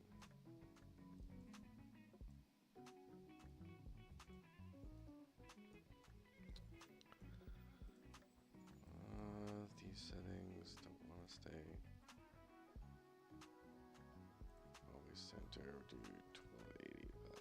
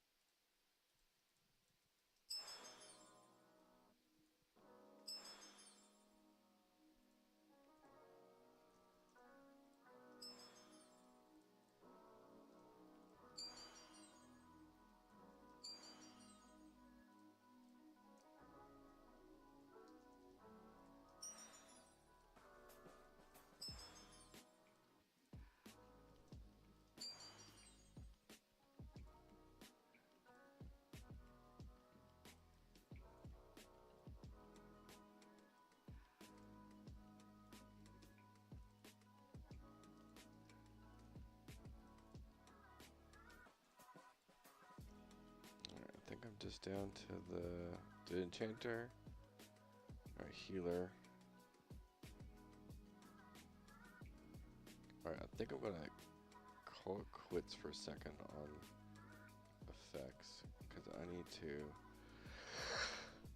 prepare for what I need to do for the raid boss here. So first things first, I'd like to just get that out of the way, and if I have time, I'll come back.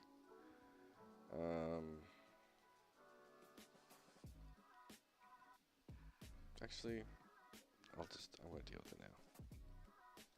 Let's just do it.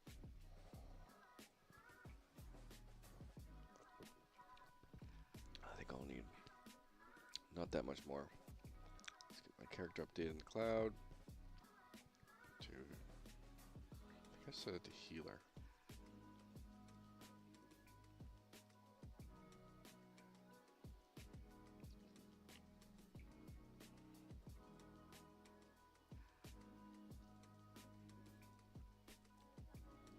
Healer's got a lot of spells.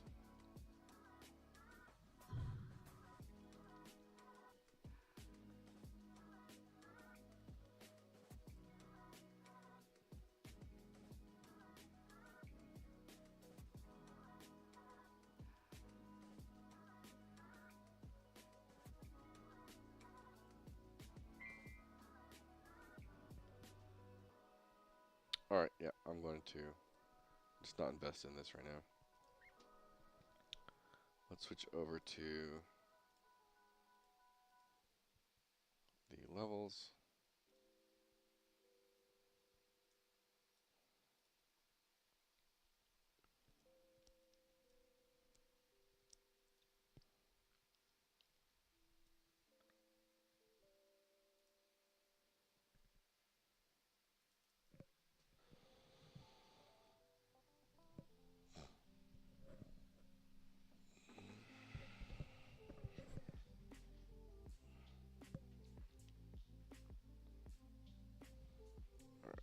Update some of my patch notes.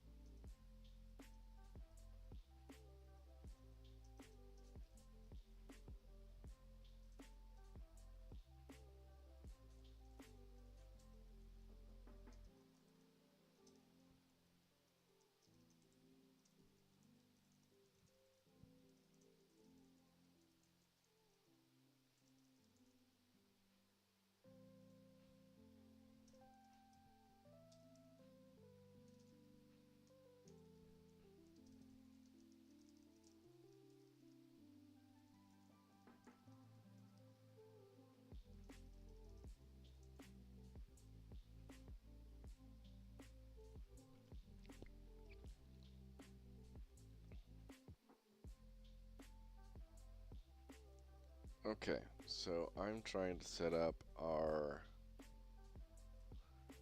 raid boss here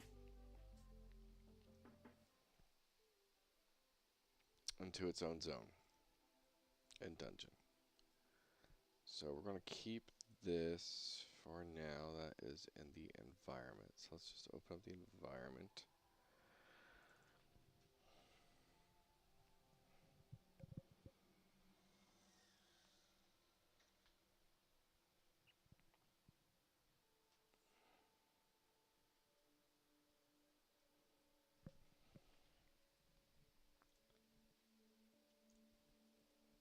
And we will go.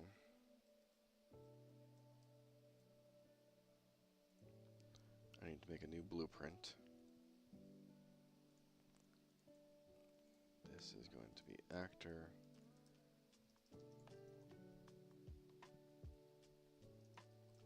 Just a temporary name. Click based zone load.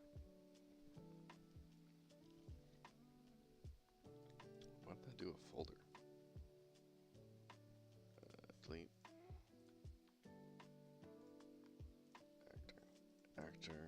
Click based zone load.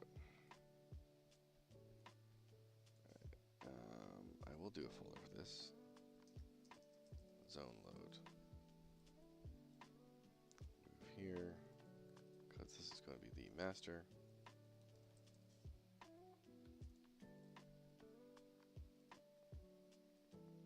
This is going to have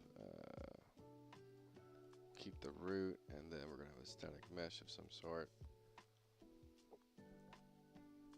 In this case, it's this door for now.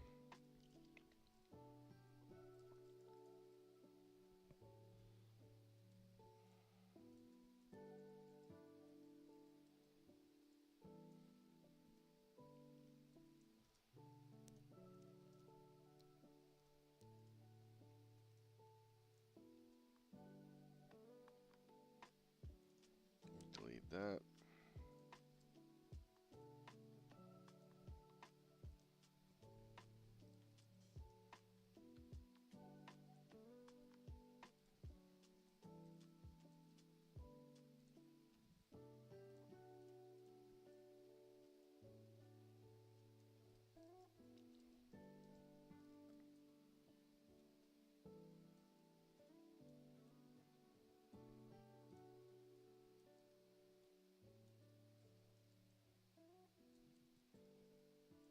Okay.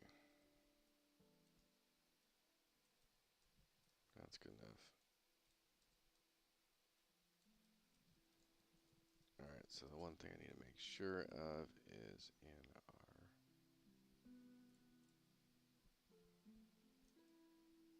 player controller, clicking is enabled. Mouse, click events. Click events is left mouse button. And then we'll do an override. Do I have my override?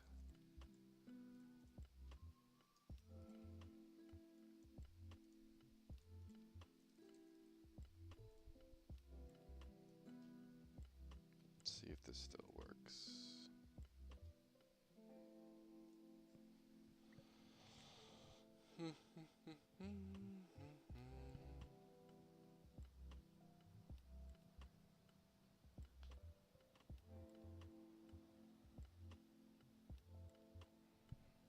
Okay.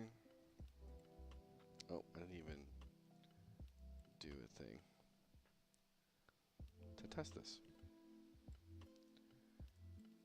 So now we just get rid of this. Event on clicked. Print.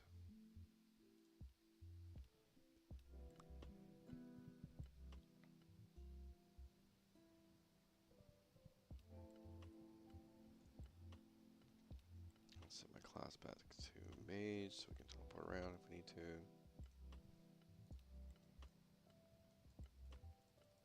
Hello. Okay, good.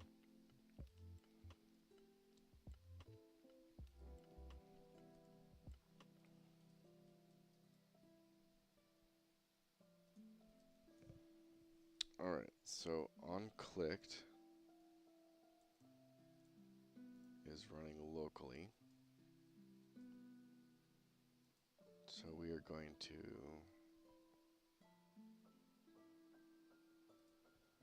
get player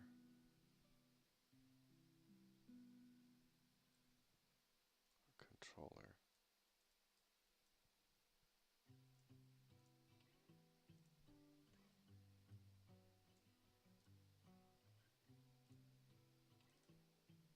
And now we need to set up a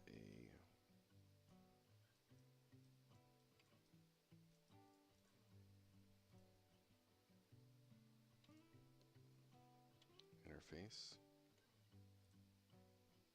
This is going to be ROT load to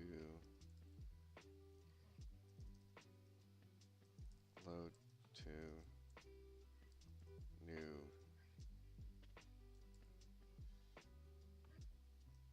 load to zone. Let's say it's load to zone for now. Oh, it's going to be a client request.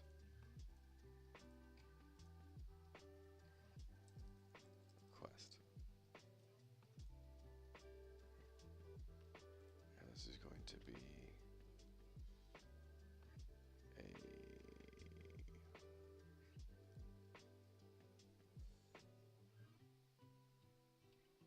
let's do an integer for now. Zone ID.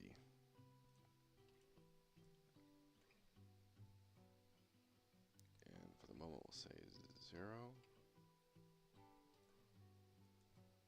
Load to zone. And we're going to prevent it from spamming this, which we will do, we'll just do that on the character itself. So zone 0. Then we go to load to zone client request. And immediately going to pass this to the server. Run server.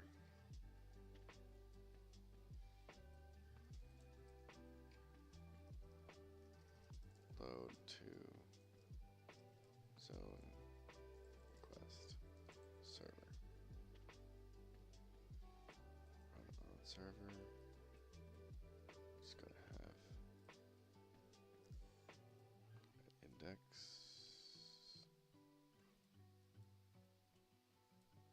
zone ID.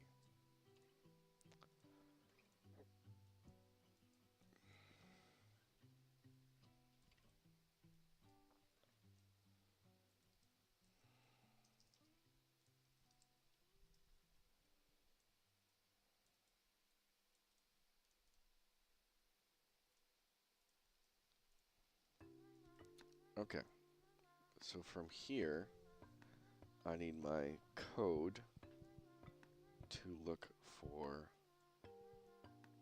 available servers of that type, which I can do in the widget character select. And I'm looking for, that's not the right one. Widget.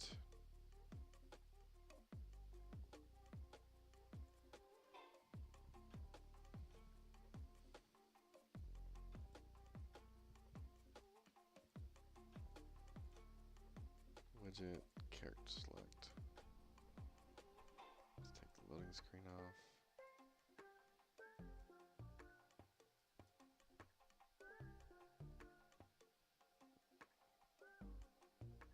Why can't I?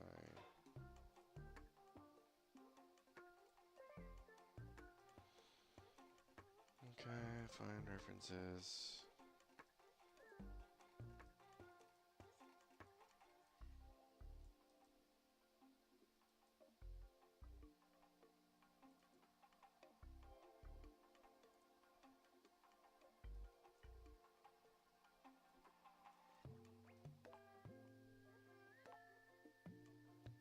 The world.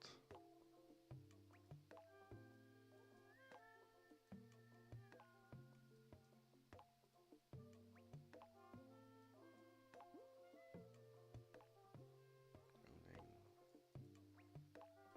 Character request.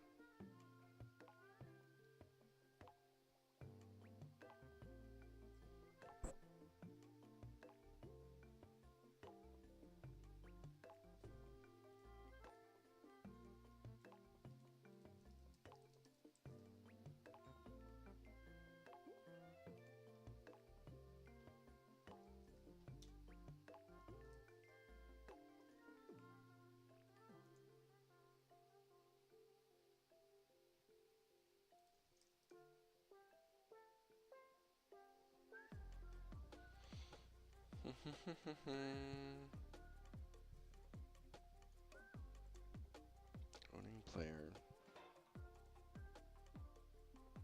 Controller character select. Okay. That's what I'm doing wrong.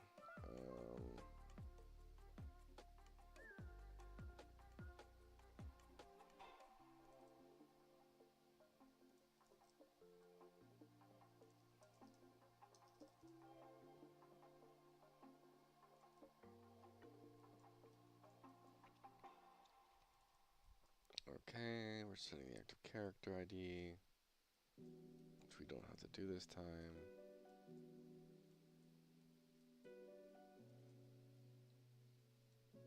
Then we do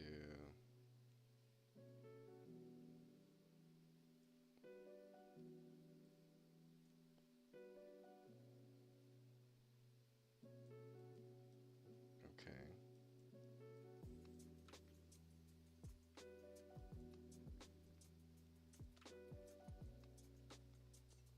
Okay, well we're done.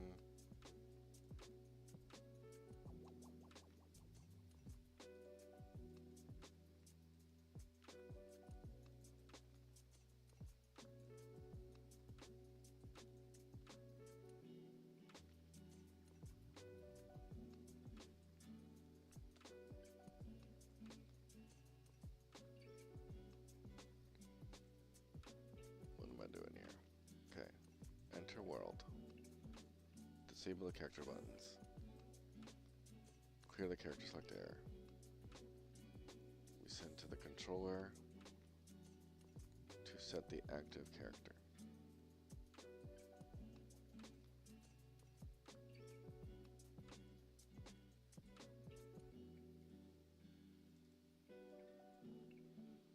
It's an active request server.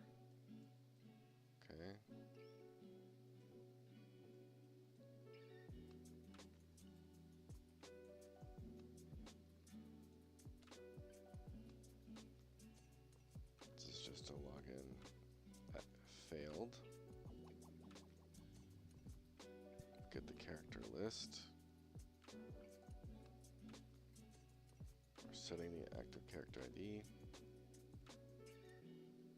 We're updating that. It was successful. Validated. Okay, here we go.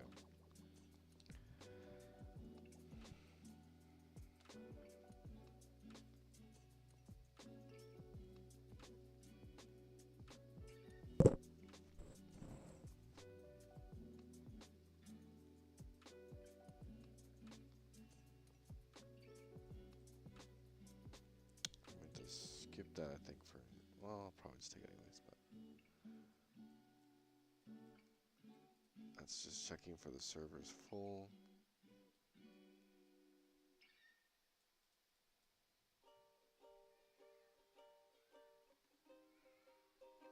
Alright, so we just need to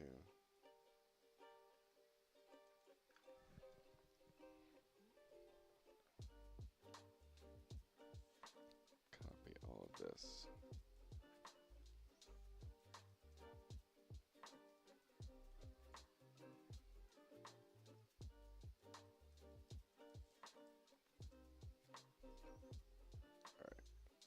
What the hell? We'll copy it all.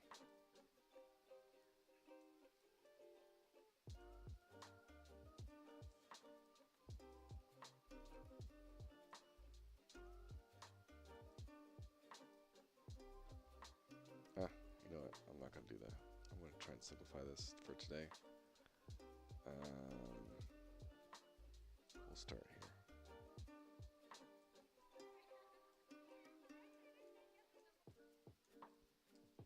Okay, copy that. Go to the controller.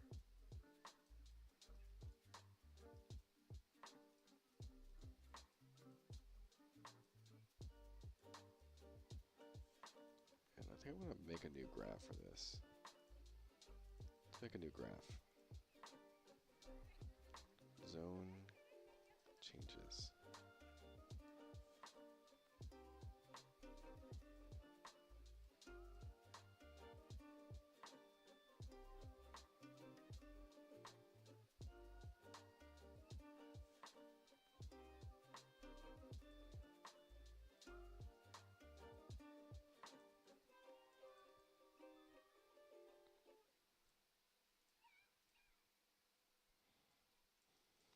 Okay.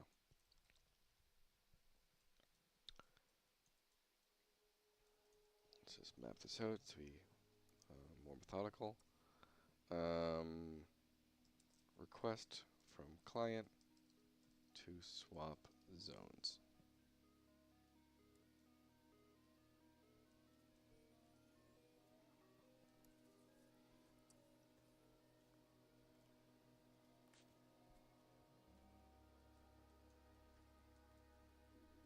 And we're going to put in some spam prevention. Do a do once.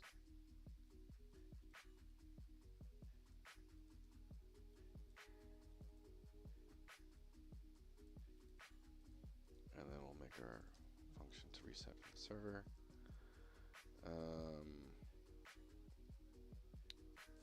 Zone change request spam prevention client.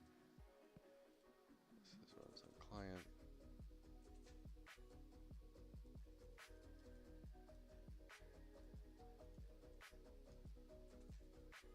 Then we will also do a do once here.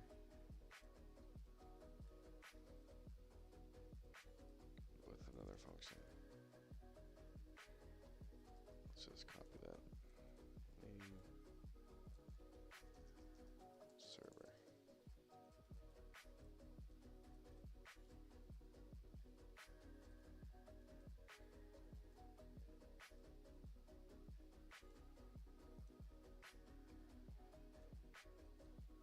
I don't know why that was thrown on there. Okay. So text block, we do not need to update text, at least not yet.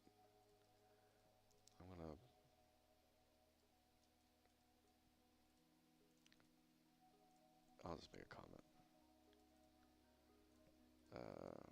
future loading message can be updated here.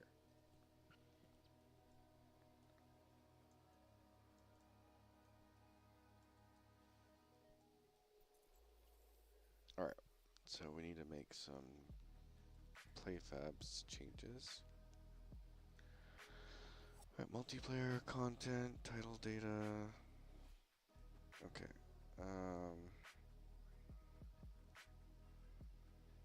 We need a live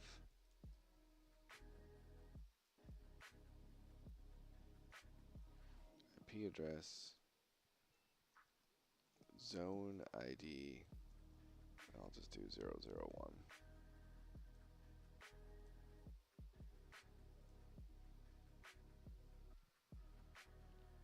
And then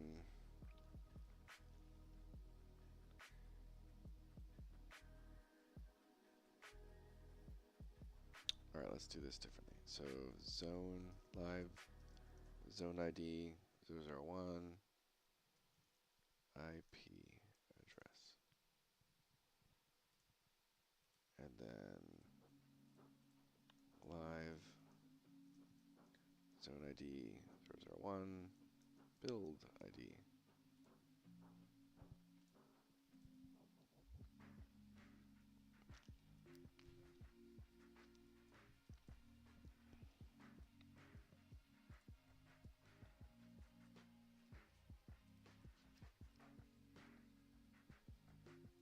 I'm just going to keep this kind of loose, create this variable.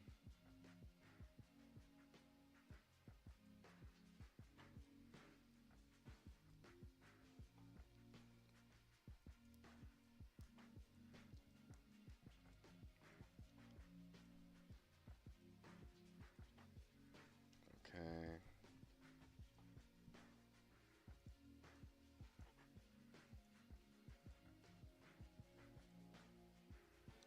I need the playfab error.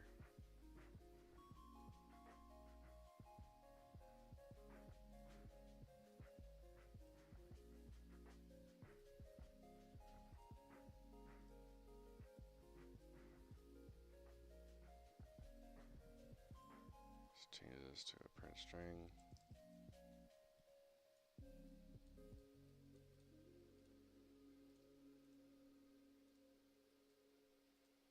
Make that a variable.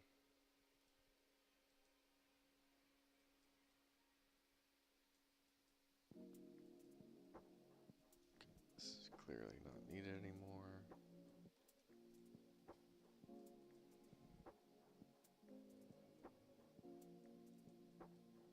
This is also not needed. This is kind of here.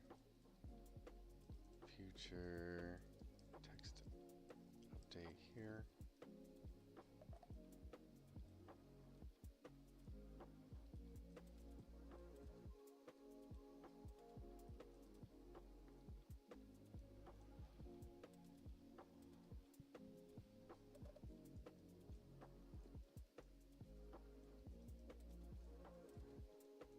Okay, we don't need to double up on that delay.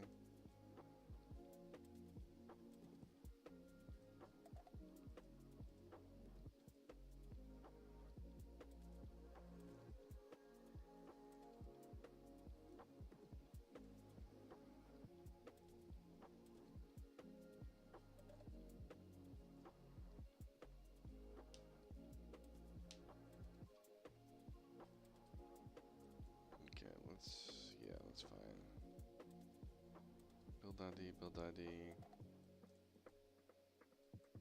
Get the information. Once again, we don't need that.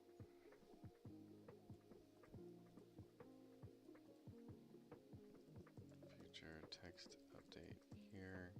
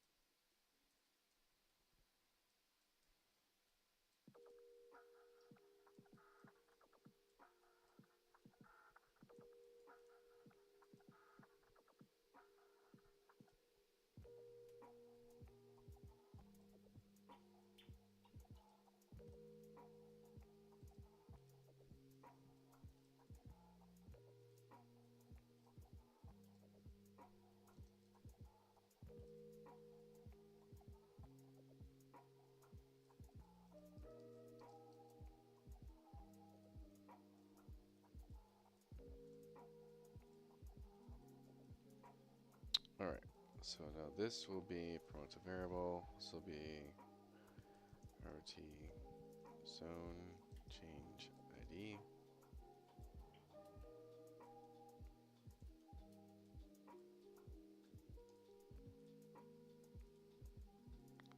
Which I'm actually not going to care about right now.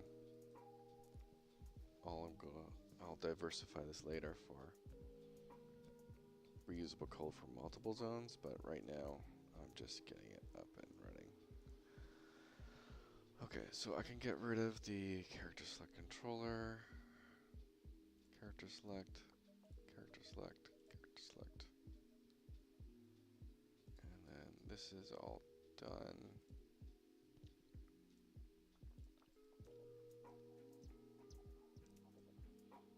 So I think to fully try this, now I just need to do a build.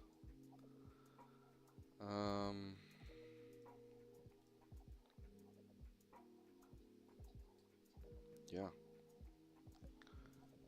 Because I can't do anything else. Let me try that. Let's do a build. I'm gonna just prepare for, go through my long list of packaging steps. Just prepare for launch like I normally would.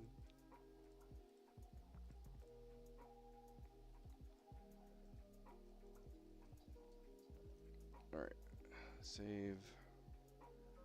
We're going to go to the bathroom. That's what we're going to do.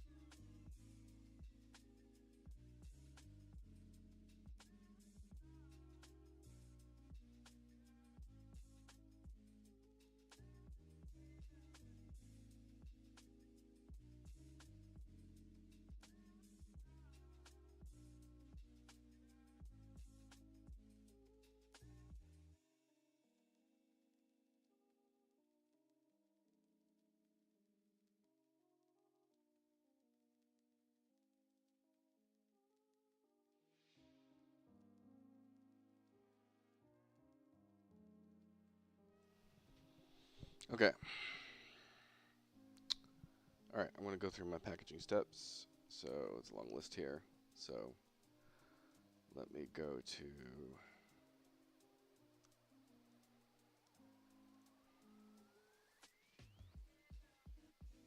I forget which level I put the boss in.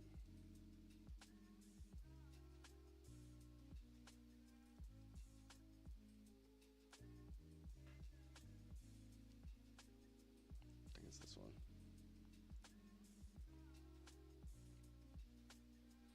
Oh, that is one thing we're gonna have to do. So when we do this, right before we load,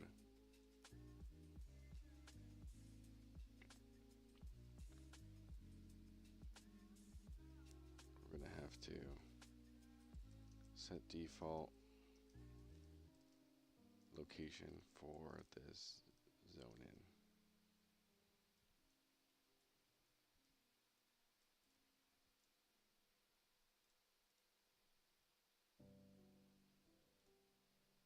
Okay.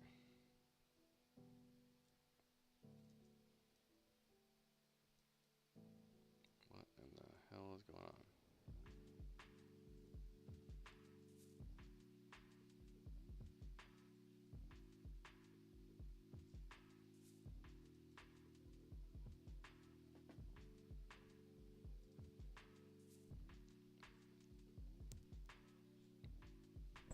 so here.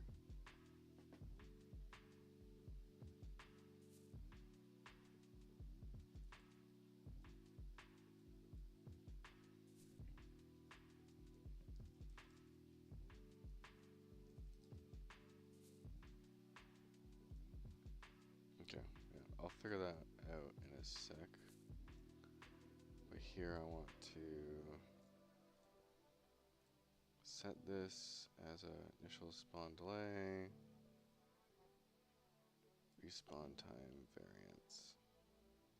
I want to set this just like 20 minutes, 20 or 15 times 60.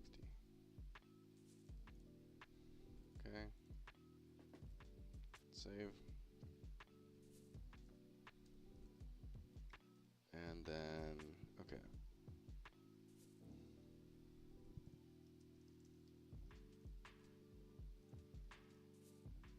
Boss patrol. Why is that on my tag list? Yeah, no patrol.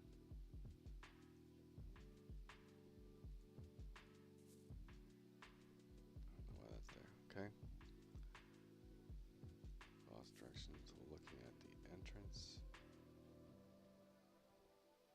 Should be right. Enable the boss. The boss is enabled. Teleport. We're leaving to whatever. Hex password's fine.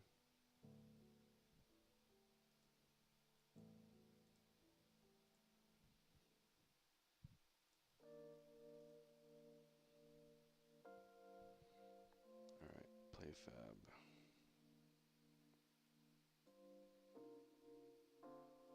That is in the game mode.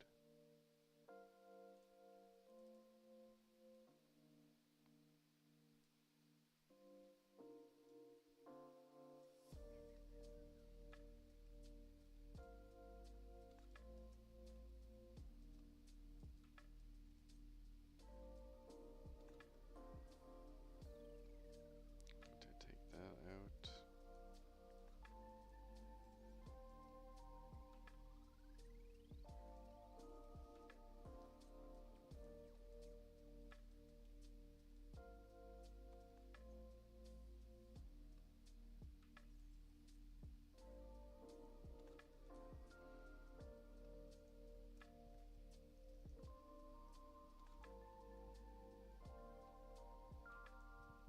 Turn that off.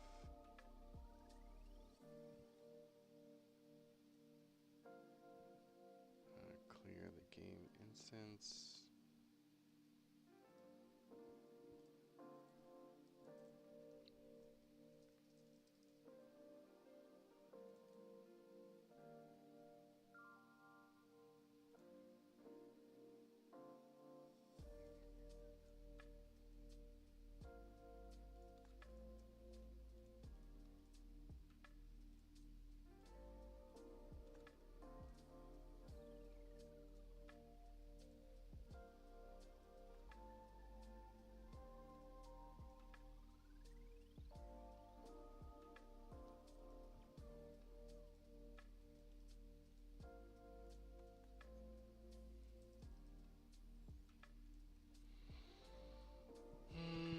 Okay. Default map. Okay. Alright, so I'm doing a build for the Dark Fantasy server. GM server set. Server default. It's here. I'll just do that as well. And then enable loading screens.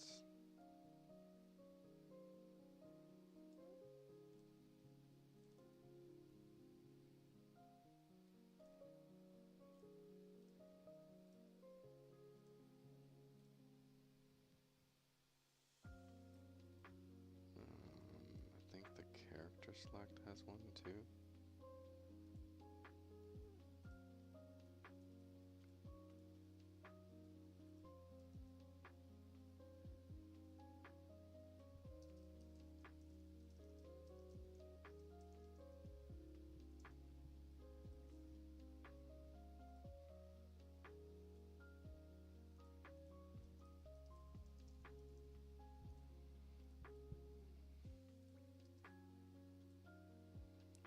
Okay, character select.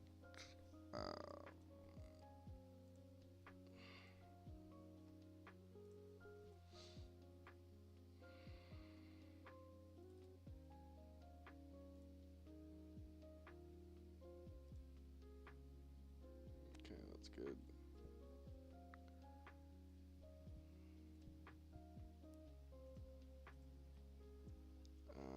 Disable target dummies, we don't need to do.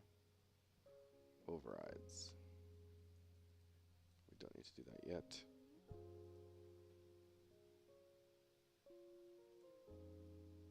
Enable all AI for this one's done. No quest items, world spawns are already there. Lights and tunnel is not there. We can do build paths. I gotta make sure there is even a nav mesh in this.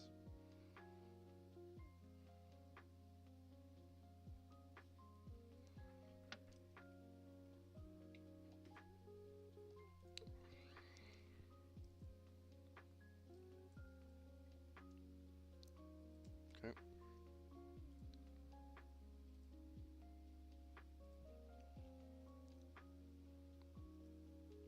Client I'm not building for. Okay. Now I believe I can do a new build. Project launcher. Do another one. Create custom profile. Ruins of Tearyn. Zone 001. It will be build. A shipping build. By the book. I'm going to do a Windows server.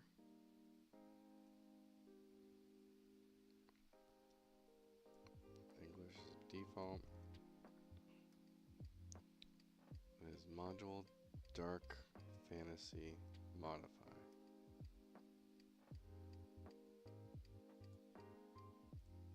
And the transition map.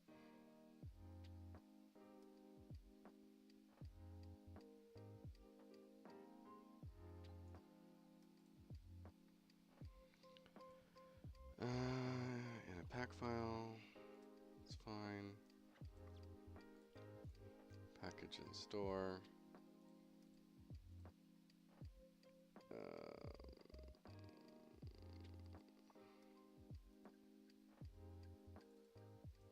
This is going to be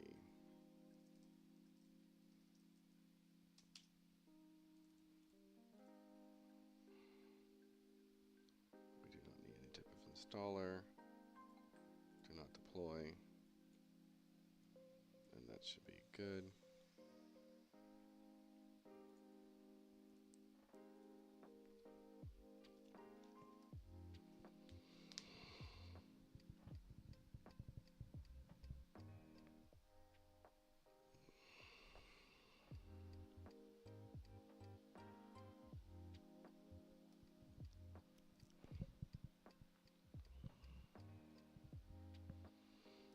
How's everyone doing today?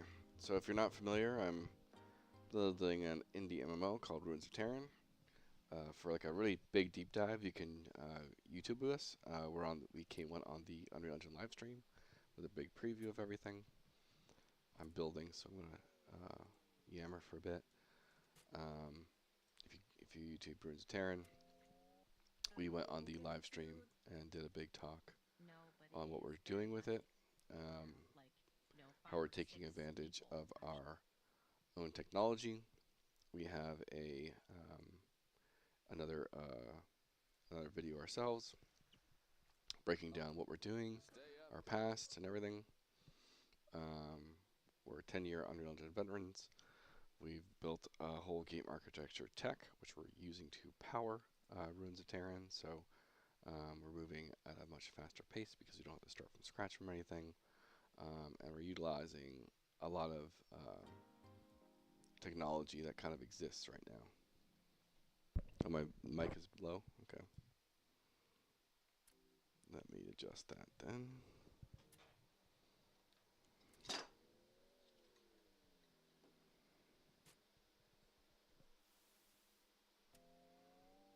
Wonder if that helped. No, that's not helping.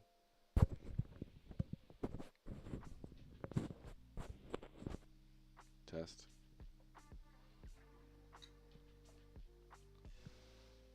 Test.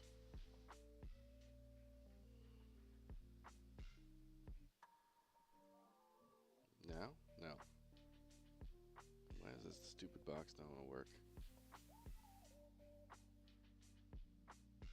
Gain.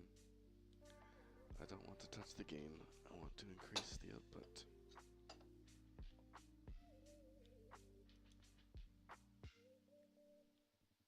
Test. Test. Test. That's not doing anything. Test.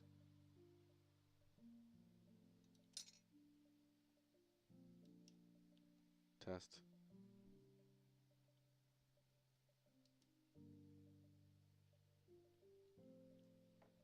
Hold on.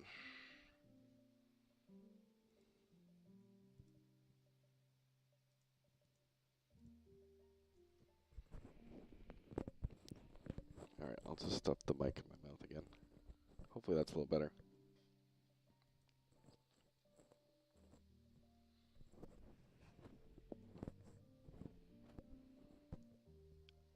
Yeah, so we are doing an indie MMO, Ruins of Tearyn. Goes way back to the classics of, you know, EverQuest and World of Warcraft. Effectively, we always say, like, if EverQuest and WoW had a baby type thing. That's kind of where we are. Like, we loved EverQuest, but we do know, like, it needs to be modernized a little bit to be in today's day. And so we're somewhere in the middle of EverQuest and WoW. So, and right now, so we have a playtest tomorrow that's open for everyone. And if you want to come check it out, definitely let us know in our Discord. You just have to send us your Epic Games ID, and I can hook you up with a key to download. And so what I'm doing is we're basically trying to get a 100% like vertical slice kind of situation going with our kind of technology stack. And so what I mentioned earlier is like we're utilizing modern day technology. So like we don't need to build a launcher. We're just going to use the Epic Game Store for that. And once you log in, you're able to log into a character select server, and you're able to create your character and manage all those things. From there, you enter the world, you go into the first zone, you can level up and do all that stuff. And now I'm building out the like the dungeon zone experience, which right now only really has a raid boss in it, but it's like the raid boss is kind of broken right now. But it's kind of like facilitating that full zone to zone loading experience. And like once we have that kind of down, I'm able to really think about how that code and that game architecture is going to work with that, and expand it to work in the future for lots of zones and lots of things. There's a lot of just things to think about when it comes to how you can transfer characters from server to server and how that works and all of that junk. Because you can have a lot of like, dupe prevention, character copy prevention, or like reducing item, not having any type of data loss when you load between zones, all those things. And so the last playtest we did was in June. We're trying to do playtests basically 4 times a year, every quarter, and we only started the project in November of last year. And so we've been able to make a, even though we're barely working on this like part-time right now because it's not, we're not being paid to work on this. We've made some pretty good progress so far. And so we're always looking for testers. Testing is going to be from Thursday to Sunday, and we'll be up for those 4 days. We're definitely giving people a shout out that like, yeah, you can stream it, you can get your friends to join. It's obviously a lot better with friends, and we're trying to find moments to kind of stress test everything. Okay, so I did, let me think here.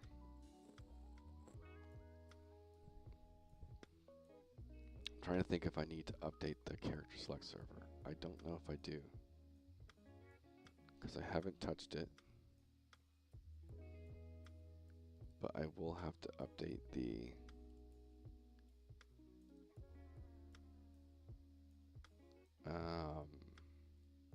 Ruins of Tearyn server. So that I need to re-go through my packaging steps. Level.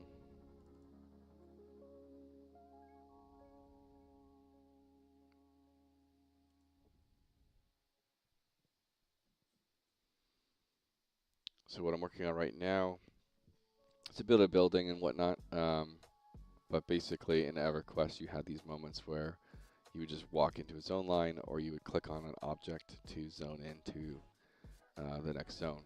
And so this is our dungeon basically that you're coming down to.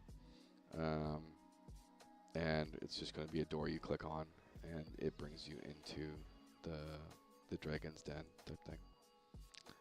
And so I need to make sure all AI are turned on.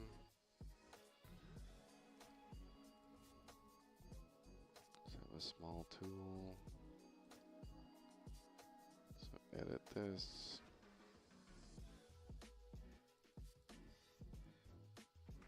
They're all turned on. We'll save that.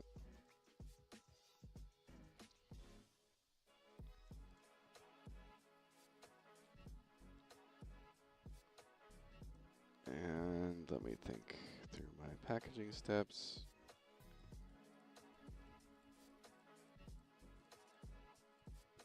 Alright, so I've removed the boss from this level, so I can turn off all the boss stuff.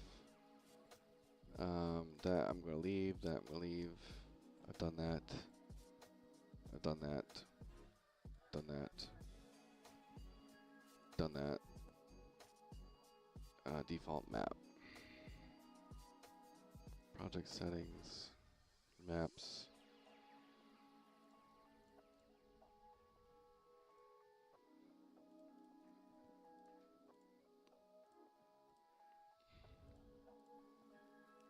I don't know why it's doing this, but it's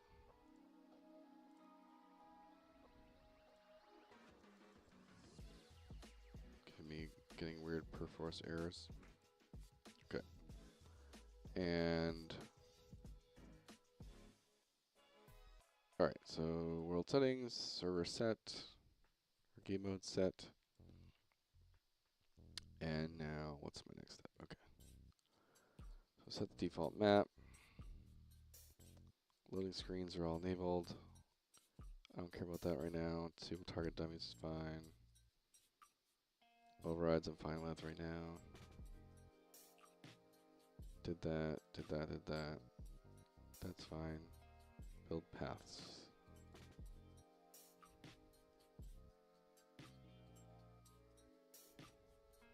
Okay.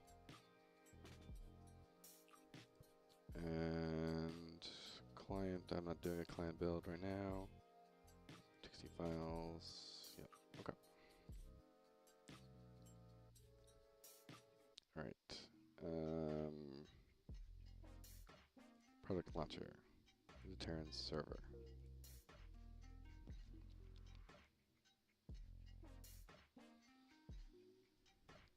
Awesome, Nick's Bubble. Thanks for stopping by.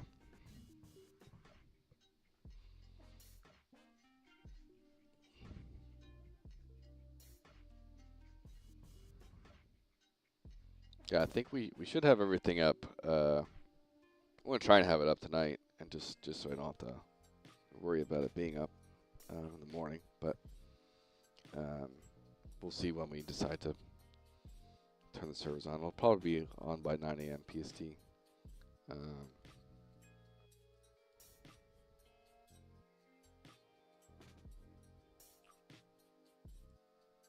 assuming my last little attempts to dev go well here.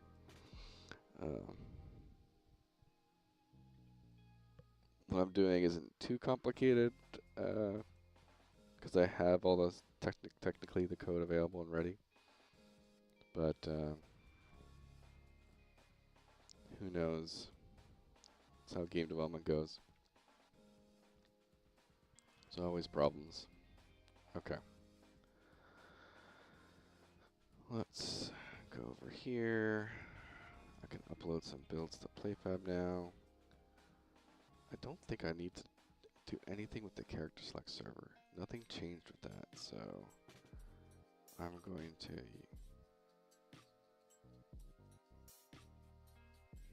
use that as a template.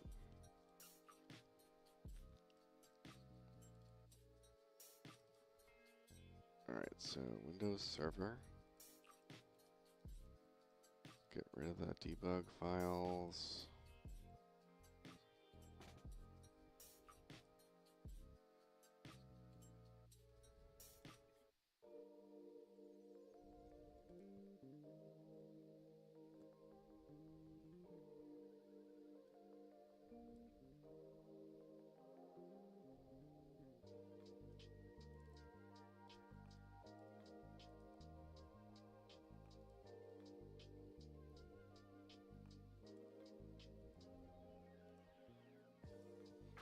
This is September.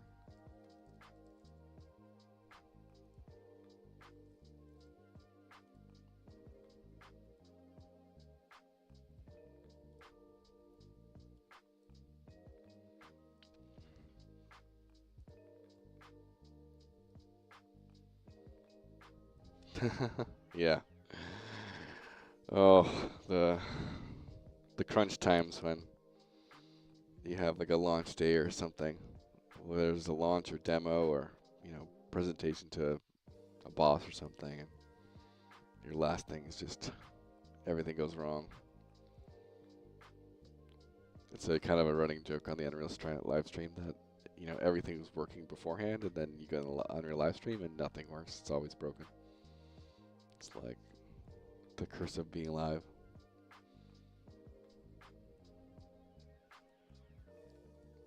All right, let's see here. Get rid of that. Put that to 1, that to 1. Level.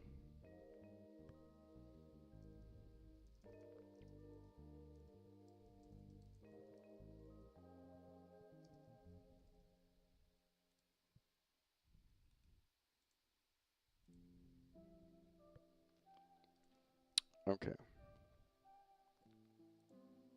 Got that build going. It's deploying to the cloud. Alright, zone.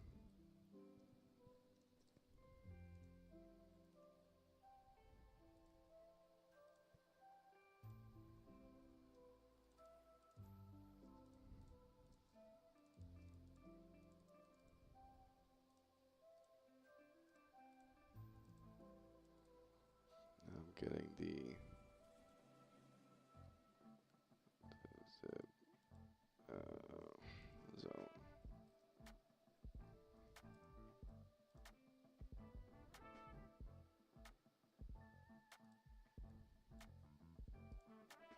So I'm just uploading assets to PlayFab right now, or the packaged server builds. Oh my God, is it raining? Well,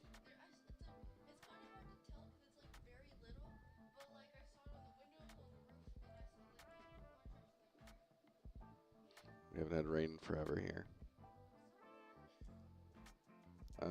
Okay, that's good. That's good. Add build. Those are deploying.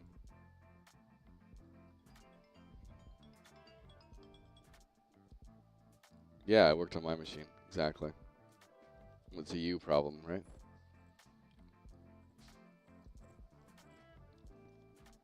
In my IT days, we used to say the problem is between the chair and the keyboard, you know?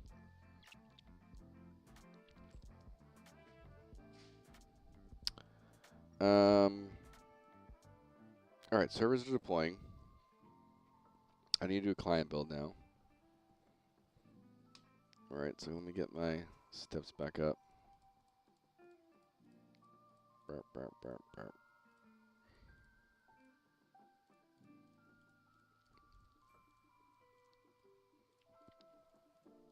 Okay, once again, boss is done. No, no, no. Okay.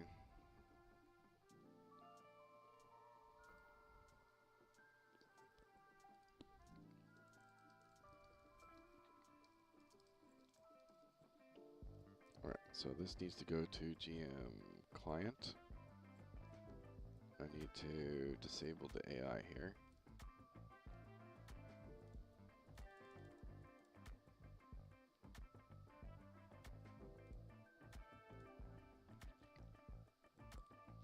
So client. Okay, okay. Oh, default map is actually good. Because, yeah, it's client. It's fine.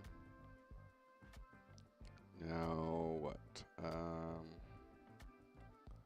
All those are done. That's fine. That's fine. That's fine. I don't think that's gonna affect me. We'll see. This is not like an official one, anyways. That's all done. All right, project launcher. Let's build our client out.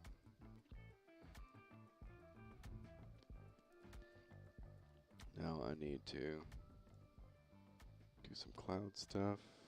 Okay.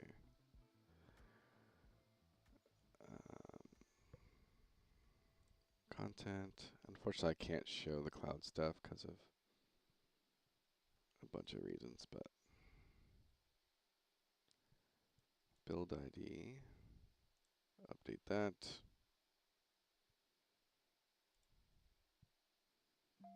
And then zone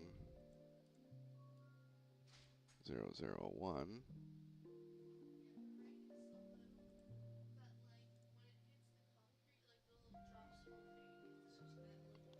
Mm-hmm. Mm-hmm. A lot of soup bowls. I'm streaming day.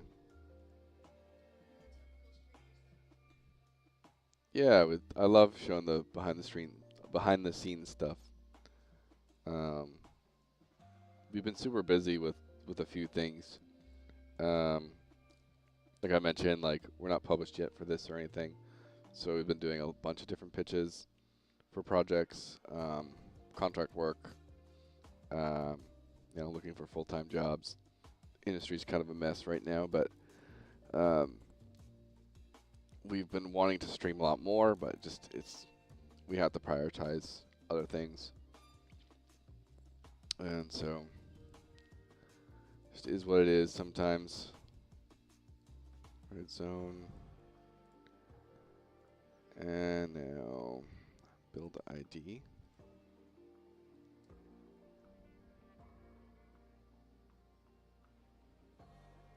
Okay, I already see one problem I'm probably going to run into, but we'll see.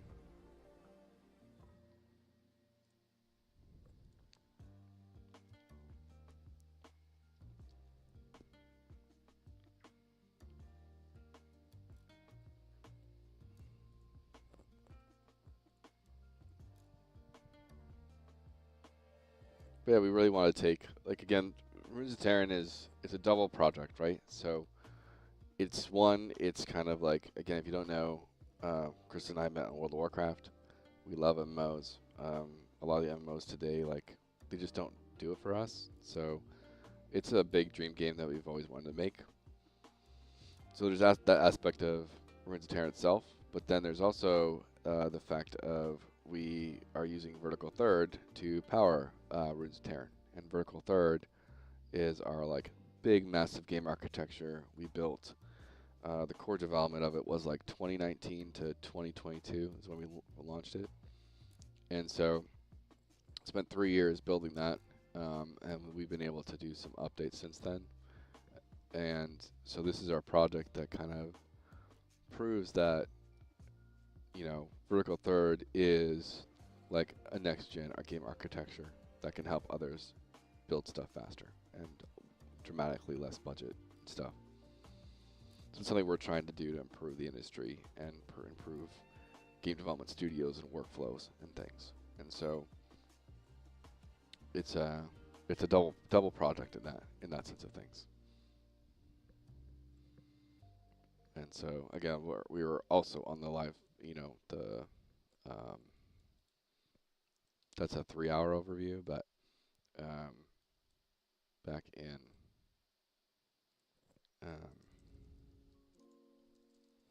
Vertical Third, Unreal, right here. We were on for this as well, where we did like a 3-hour overview of the deep dive on everything. And so there's a lot of aspects of things we're trying to solve with what Vertical Third does. And so, you know, what better way to prove it than using it for an indie MMO, you know? Yeah, exactly. Just an MMO is just, I don't know.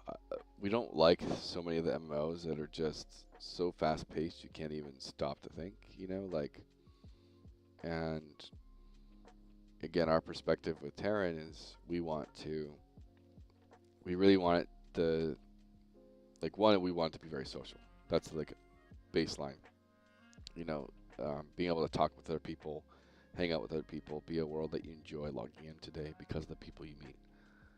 And so it's a little bit of that, it's like a board game aspect of things. Board games are like, they can kind of be dull and whatever, but it's the people that you're playing them with that make it a really fun experience, and you have a lot of fun doing things with.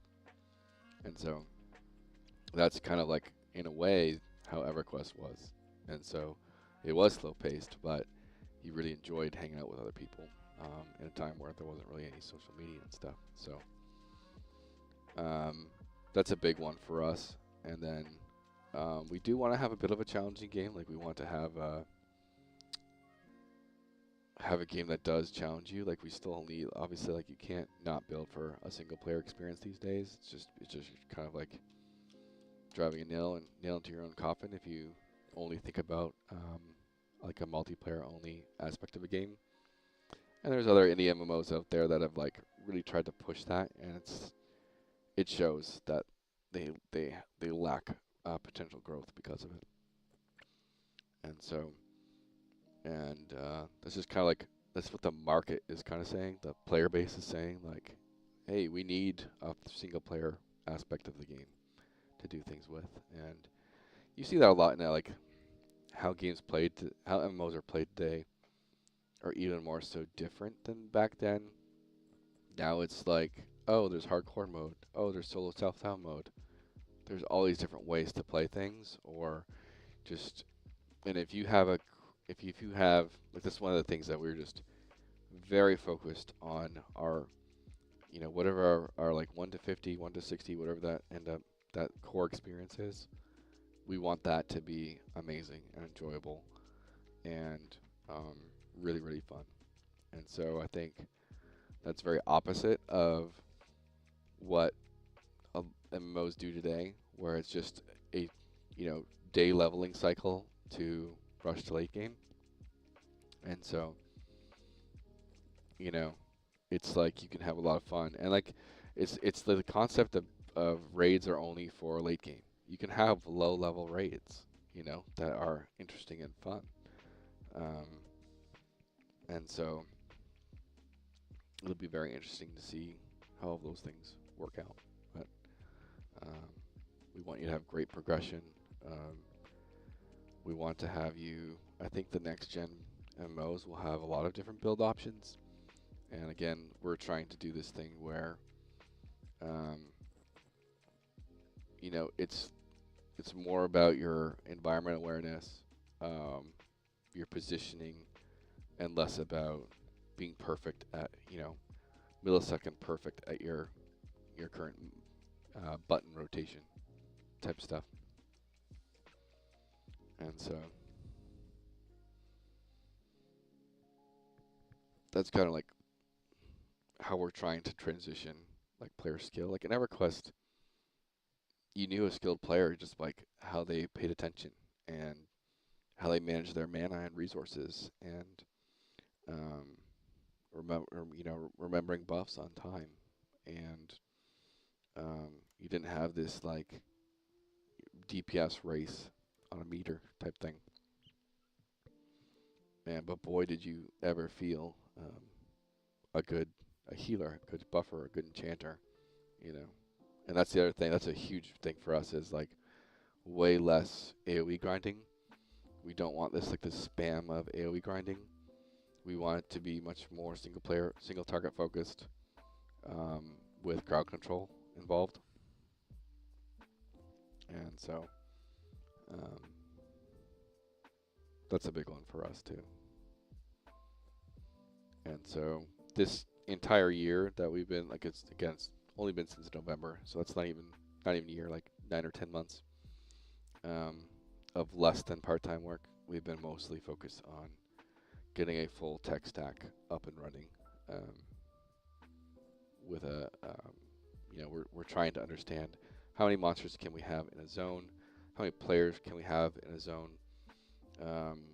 There's always this thing that Epic kind of suggests that you're only going to have like 100 or so ish people per one Unreal Engine dedicated server. And so we haven't ever hit a cap yet where it says too many people are playing and it's dragging the server down. And so in prior games we tested, we got to like the 50 to 60 player mark with no issues. And so we already have like a couple hundred AI, walking around doing things. I think we've reached about 20 people online at the same time in Tearyn yet. We haven't had the most amazing turnouts for playtest yet, but it's a little bit of our side of limited reach right now. Yeah, there's so many things. Yeah, exactly. We know it just takes time, right? And so it's only going to take it's going to take one YouTuber, right? And like MMOs are like, they're viewed as a magnifying glass on YouTube and stuff. And once we're able to prove just a little bit of, once that little bit of a tip gets out there on what we're doing, like the YouTubers will pick it up and it'll kind of blow up. That's only a matter of time. And so I think we're still just a little bit early for most of the YouTubers to start covering us.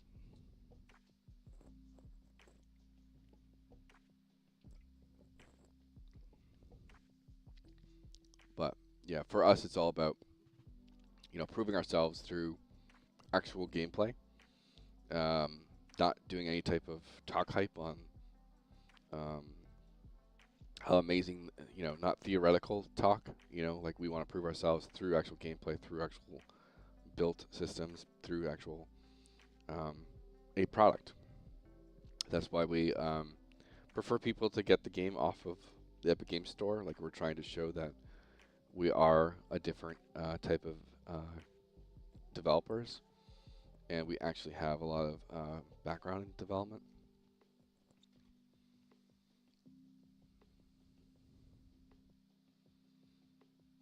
Yeah, there's so many things in EverQuest on Nutsack's comment on just doing random things. There's so many interesting things like we did in EverQuest of just doing random stuff, whether it's like people did casino things or hide and seek, and there's GM events. Like, if we actually got to the point where we could have like D&D role player or D&D dungeon masters um, running like GM events. You know, that would be insane. That I think needs to come back big time. And you know, have someone come in and make up their own quest that you know, but maybe a team of GMs are all in on doing something random. You know, and just random social stuff. Again, like I love the hardcore community and everything that's happened there, and how it's all like player driven, and that's like kind of my goal is we're just this base game that's at an inherent level fun to play, and there's all these different things you can do in the game, and people are making up their own rules and making up their own ways to play.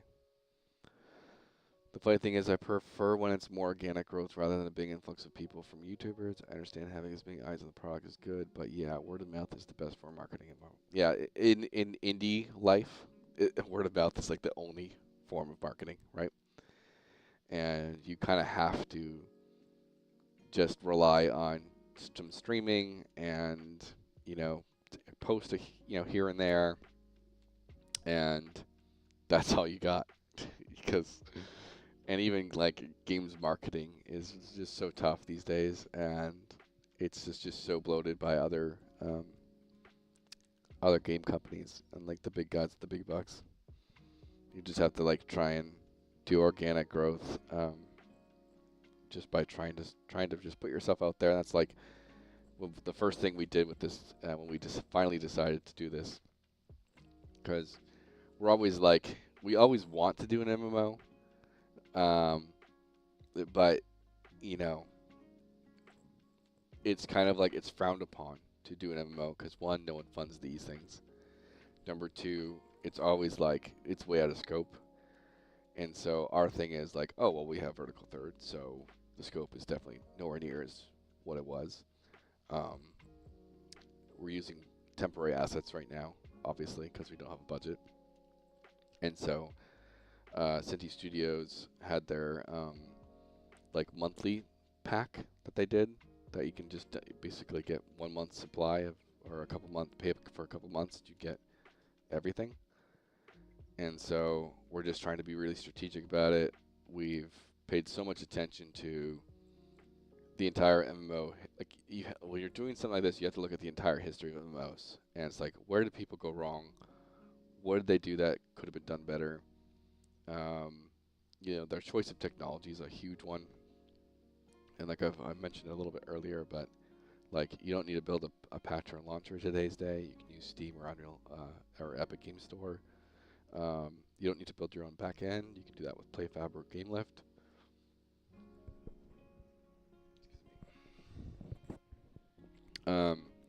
Choice of engine really matters. Like we're sticking to Unreal Engine and doing I really think that when you try and do an open world game that has like seamless loading, like that's like the worst thing you can do in today's day from a labor cost perspective. It adds so much more weight to everything, and I think loading is also underrated in some ways. Like every time you load, you're clearing out your memory, you're clearing out all that garbage, and so it can actually help with improvement, with performance and optimization and stuff.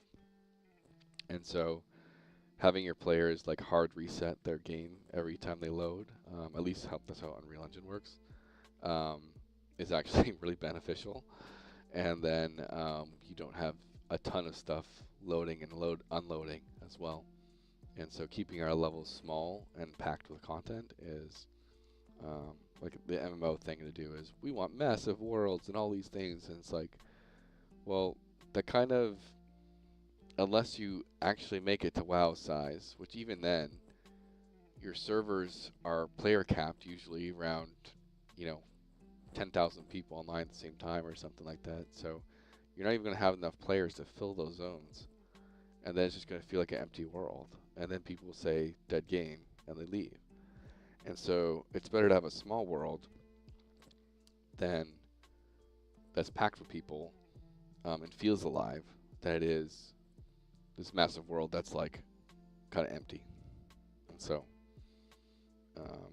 it's a little bit, you can like, a little bit translate that because I play League.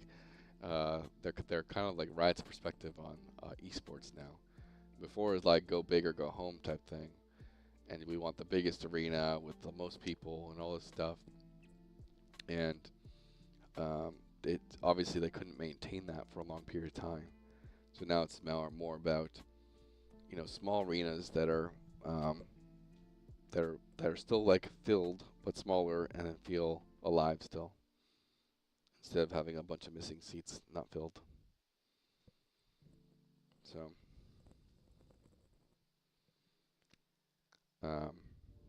but yeah, I know we know it's gonna take time, and again, it's just something that again, there's a two front to it. It's building a great game, but also improving your tech. And then by building the game, it helps improve our tech, you know, dramatically, you know. So, because we're actually using our own tech and seeing what's wrong with it, seeing how we can improve it, and we want to build like the best game architecture in the world. So,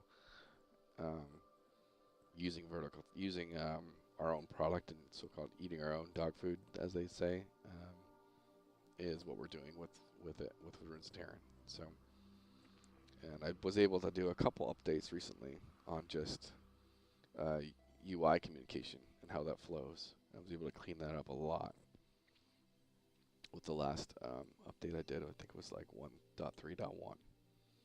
And so there's a bunch of just workflow things I'm trying to improve on.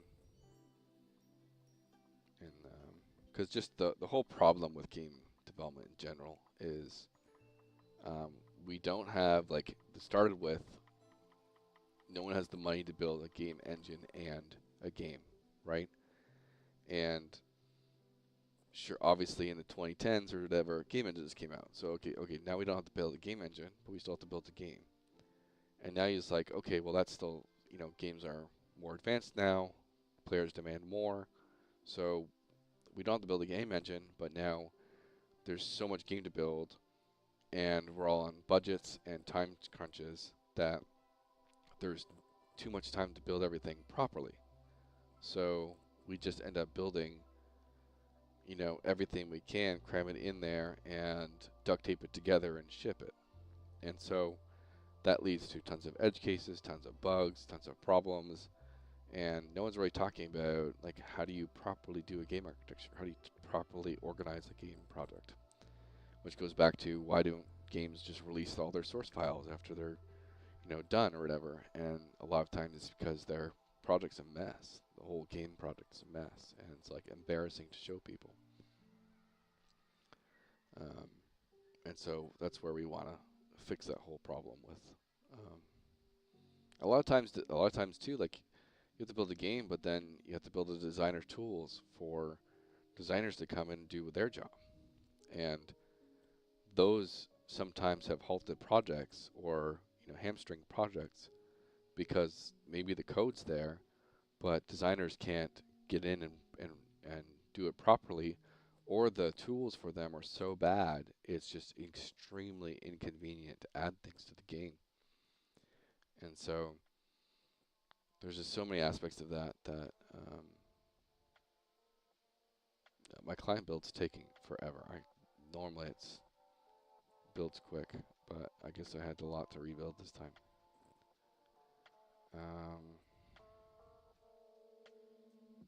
Yeah.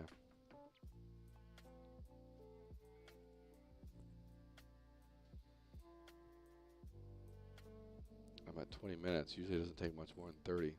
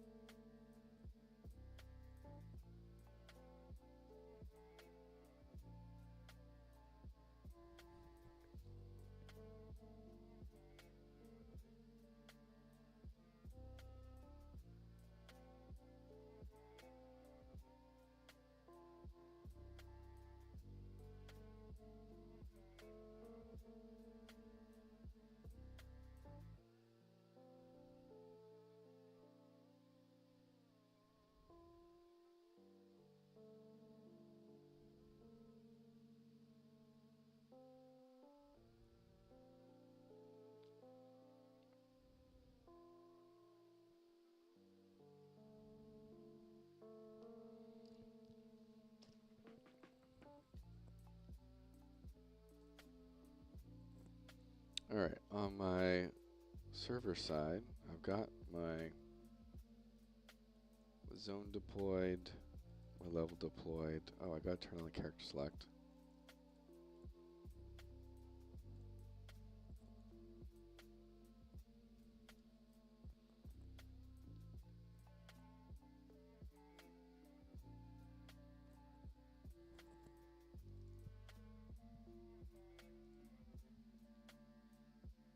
So if you're just joining, I am doing some server builds right now. I'm working on a click-based transition to zone from this main world that we've created. And you come down here, you click on the door, which zones you over to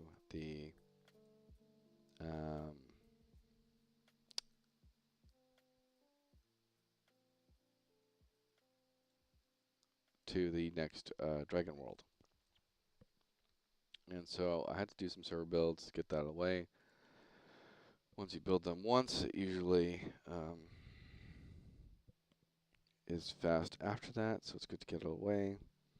I'm doing my builds to try and be ready for tomorrow, which is our playtest.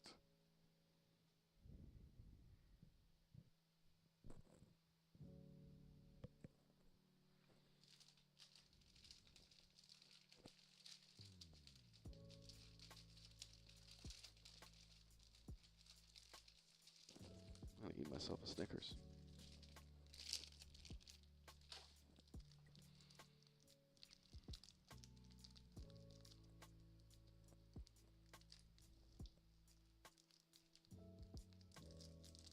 Yeah, I must have cleared my cache or something. It usually never takes this long.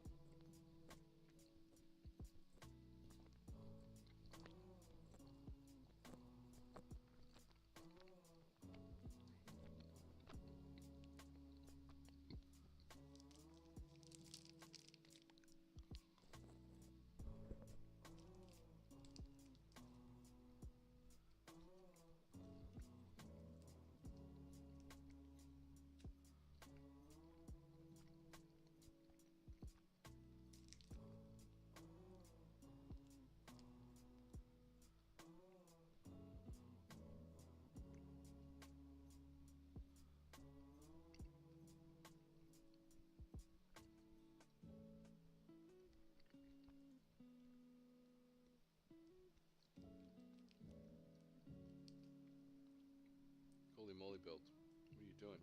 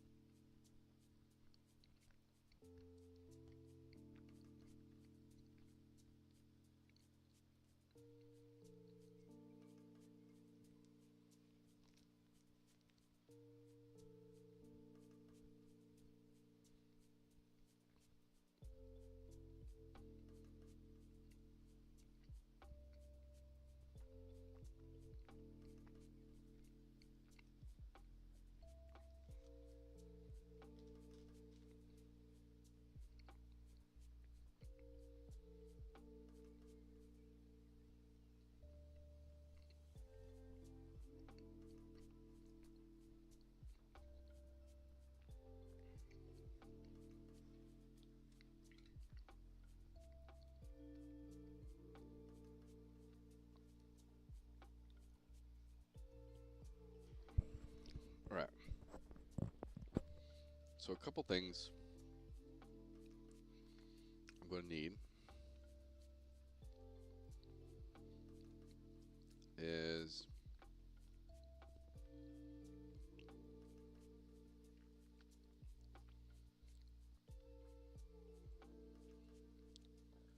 so I need to update the default location for the zone on zoning. I also need to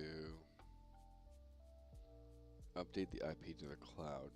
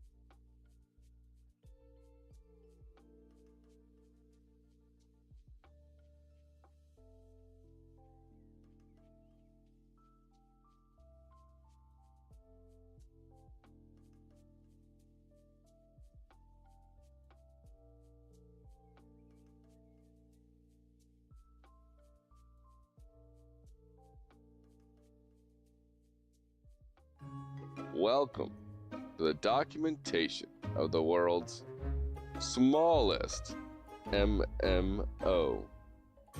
This video will explain the following: the what, the who, the why, and the how. So please, like, subscribe to stay updated with Ruins of Tearyn. Without further ado, let's dive in.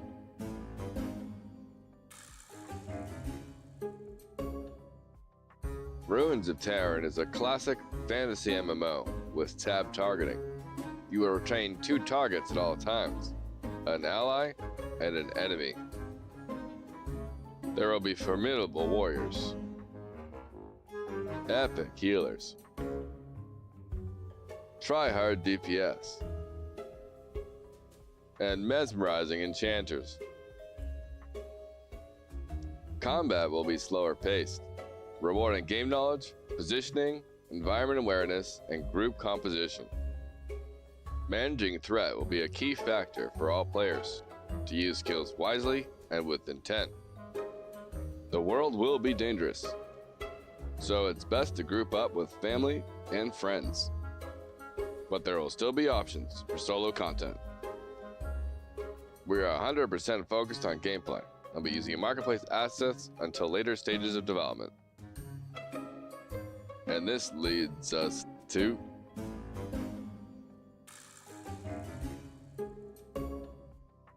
we're a two-person development team. We have nearly a decade of experience in Unreal. Won a few awards for Vertical Third, a game architecture that took 5 years to build. You can check out the stream or listen to the TLDR right now.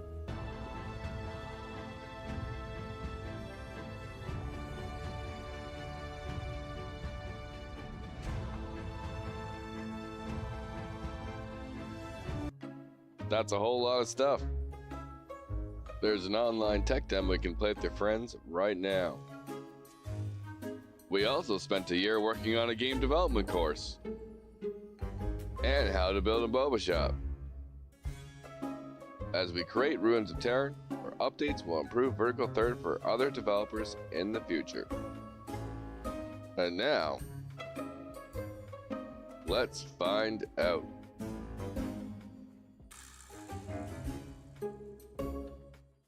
We both grew up playing NeverQuest.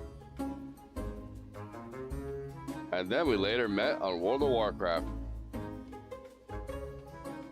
And now we're ready to create our own recipe. While we love the classic era of MMOs, we want to keep what is good and update what is not so good. You can think of it as toast. Toast is great, but it's better when you have some butter and jam. And now, let's explore.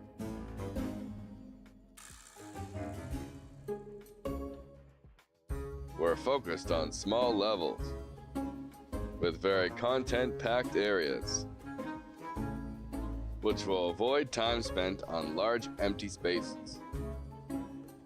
Each level will be its own zone and server, which dramatically simplifies the technology we need.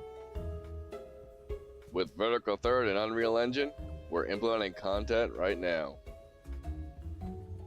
We are starting with 3 small development stages. Once these are complete, we'll have a vertical slice ready to stress test. Our development will be very open, with live streams, YouTube videos, and you can support our development through our Ko-fi page. Our first playtest is targeting April 2025. And that concludes the what, who, why, and how for Ruins of Tearyn. So please come along for the journey. We love to show the behind the scenes for development and share our experience. We'll see you there.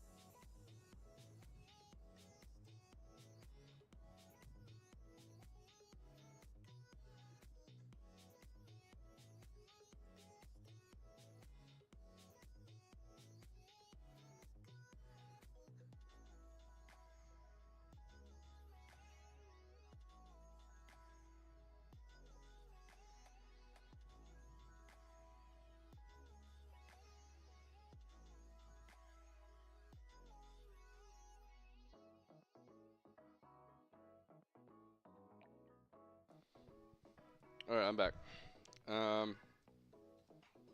Hello. Sorry. I had to talk to my fam.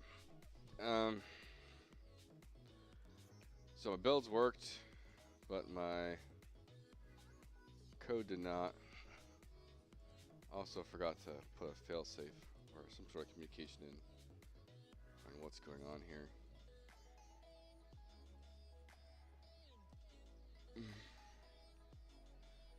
Okay. So I need to quit this. Actually,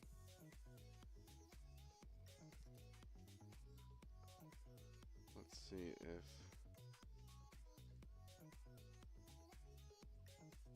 Oh, that's one test I need to do. I can do that in here. Actually.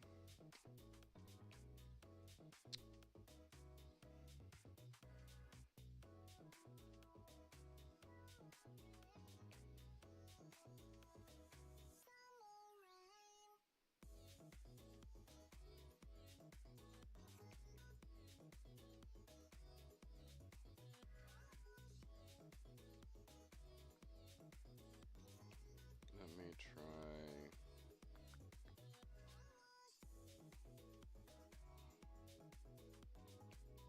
I don't know if this is gonna work.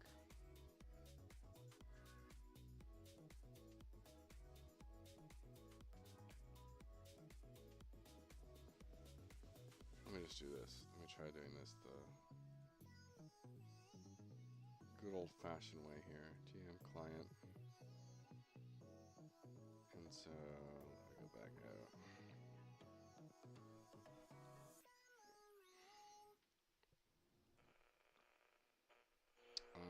Okay, controller.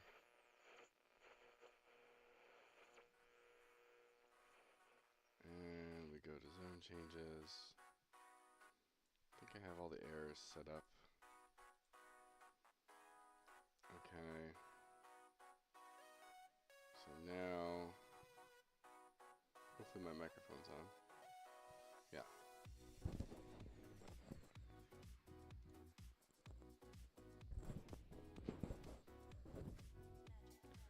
All right, I need to attempt to do a normal login through the engine.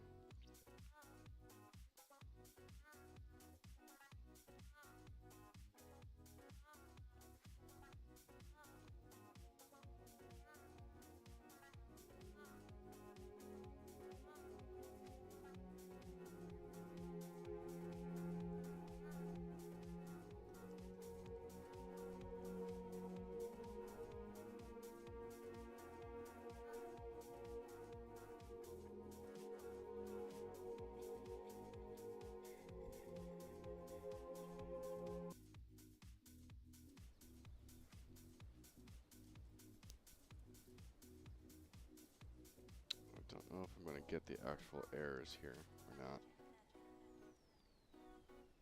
I have to add some code to get that to work.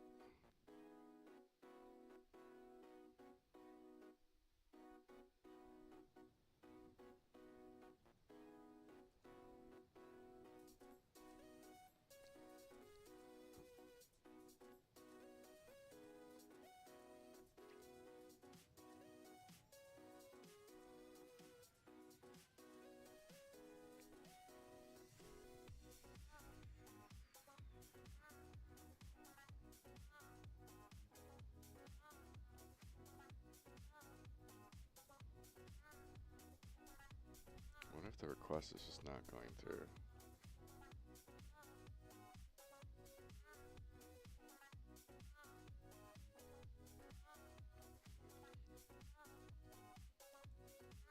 Alright, so I have this thing.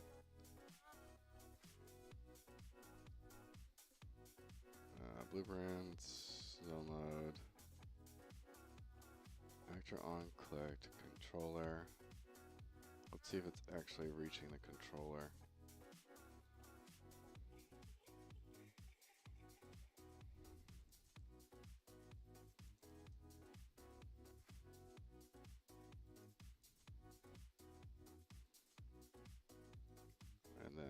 troubleshoot this. Let's do a custom event. Make it on the client.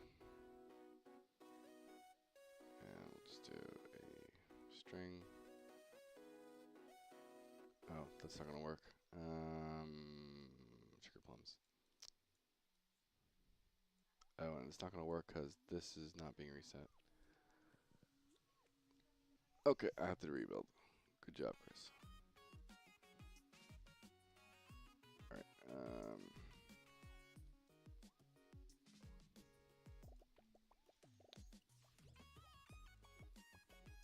so on fail.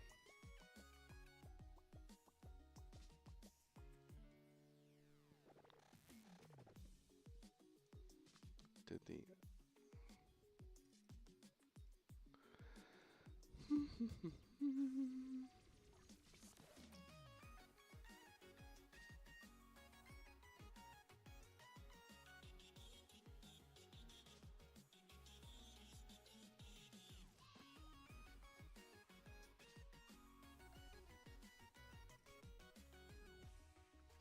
okay.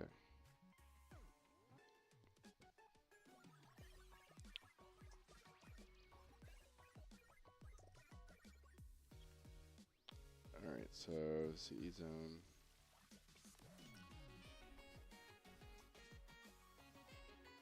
We want both of these to trigger here.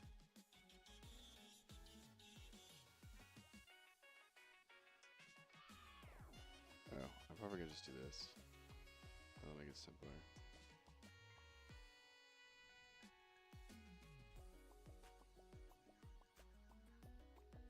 And then every time this is called, the client also gets called to reset theirs.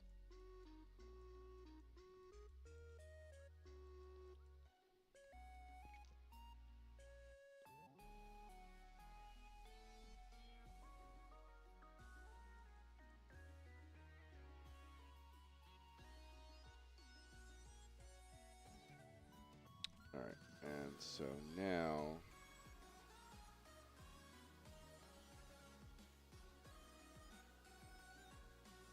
I'm trying to think of how I could do this.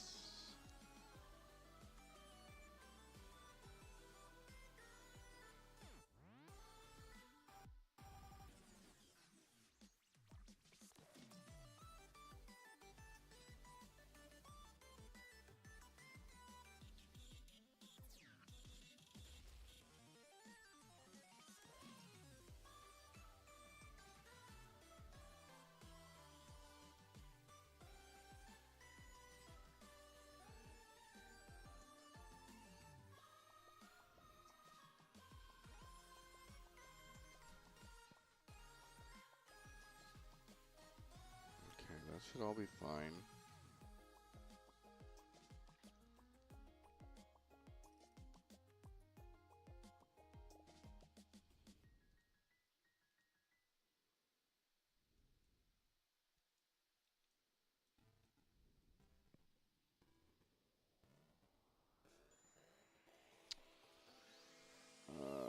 Let's do.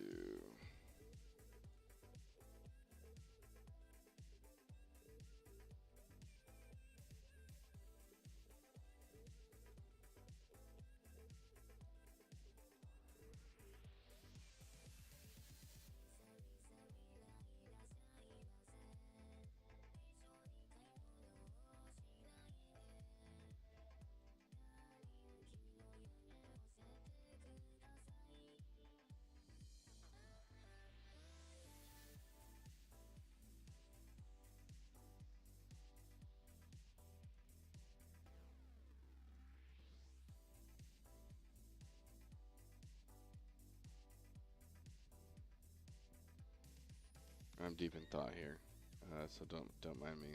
I'm trying to make sure I have the right things. I'm trying to think of the best way to simulate this.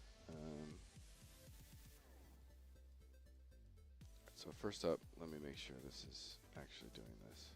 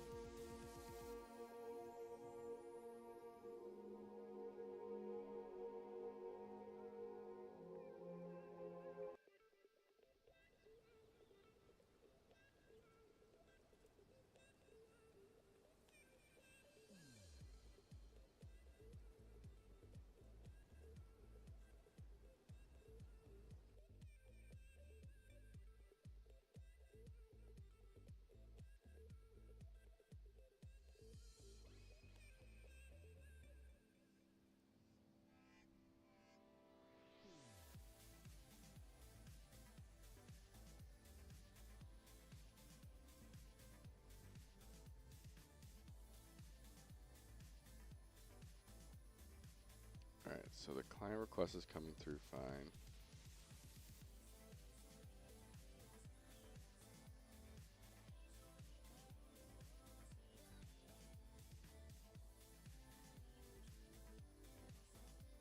And unfortunately, when I did my first server build, I locked myself out because something fucked up.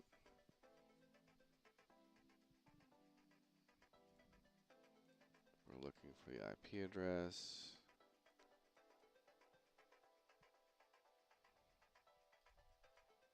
We're skipping through, getting the build ID, getting the build ID.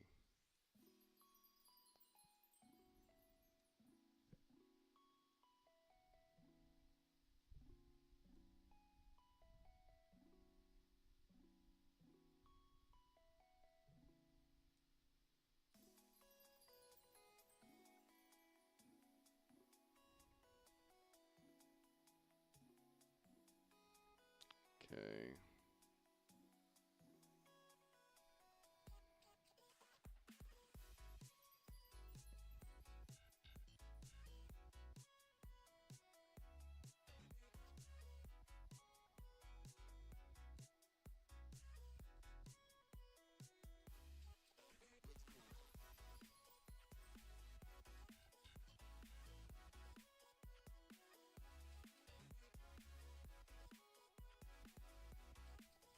Why is it doing that?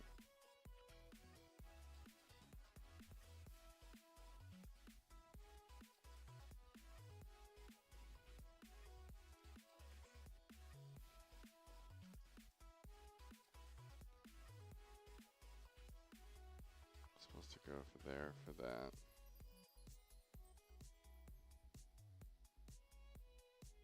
And that's whatever. And we open from there. Okay.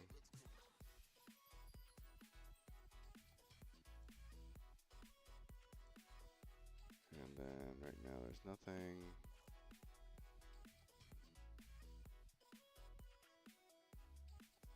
It's fine.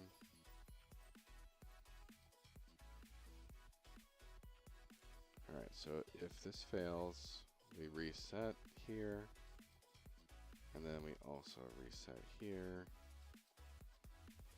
And anytime this goes, we also fail there.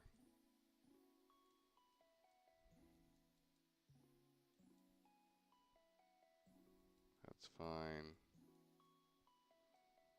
So we have our failure points.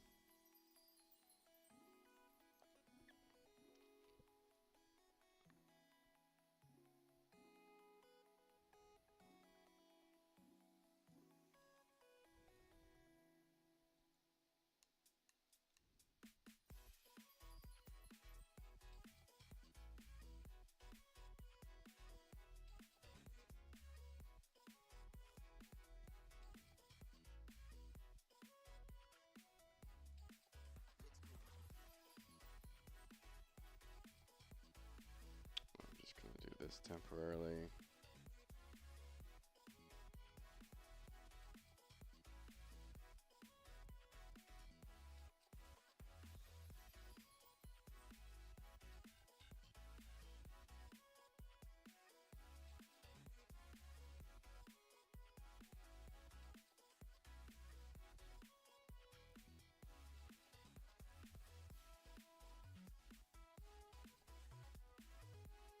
Alright.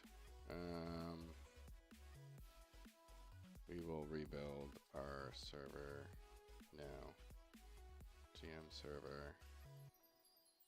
I'm not going to care about the AI being off.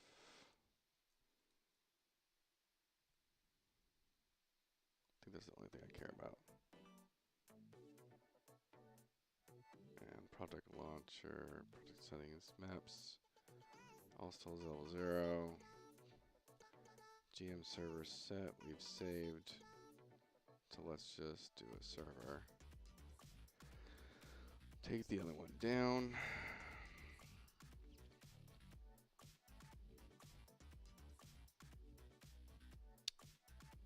Use that as a template.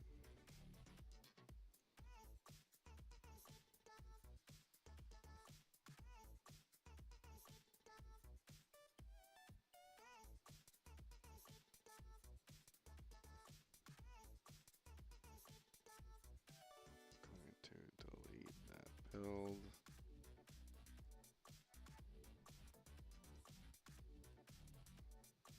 And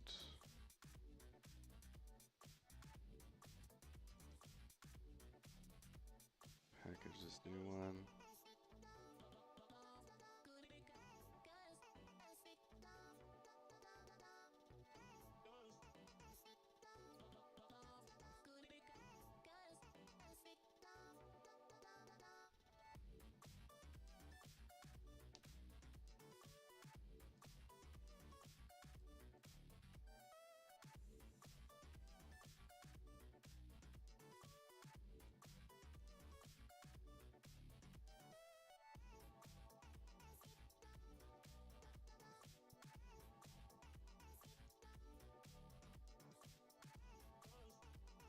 So if you're just tuning in, I am doing a bunch of server builds in preparation for tomorrow.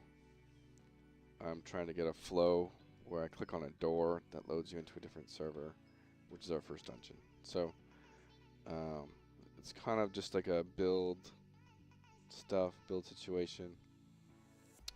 Running a lot of builds. I'm doing something new. So like over here, this is kind of like a little bit of a higher level area where we're to dungeons, and then here the last build we had, you just walked into the dragon's den, but we decided to split it up a little bit, and this will basically make the full circle. You have a client login, character select server, a world you enter in, an outdoor world you enter in, and then finally a dungeon world that you walk down and click on to enter. So that is what we're doing here, and I'm getting this click functionality to load you into the next server. And so I am working on that. I think my thing uploaded. It did. And I can add that build and wait for that to come online.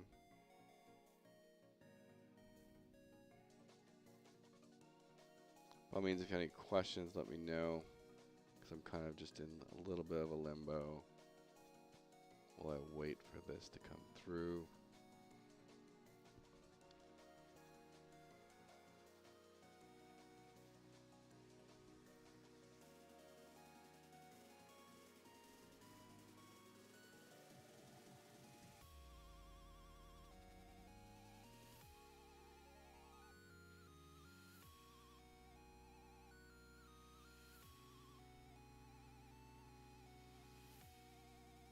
Alright, I'm going to stop stream for a little bit.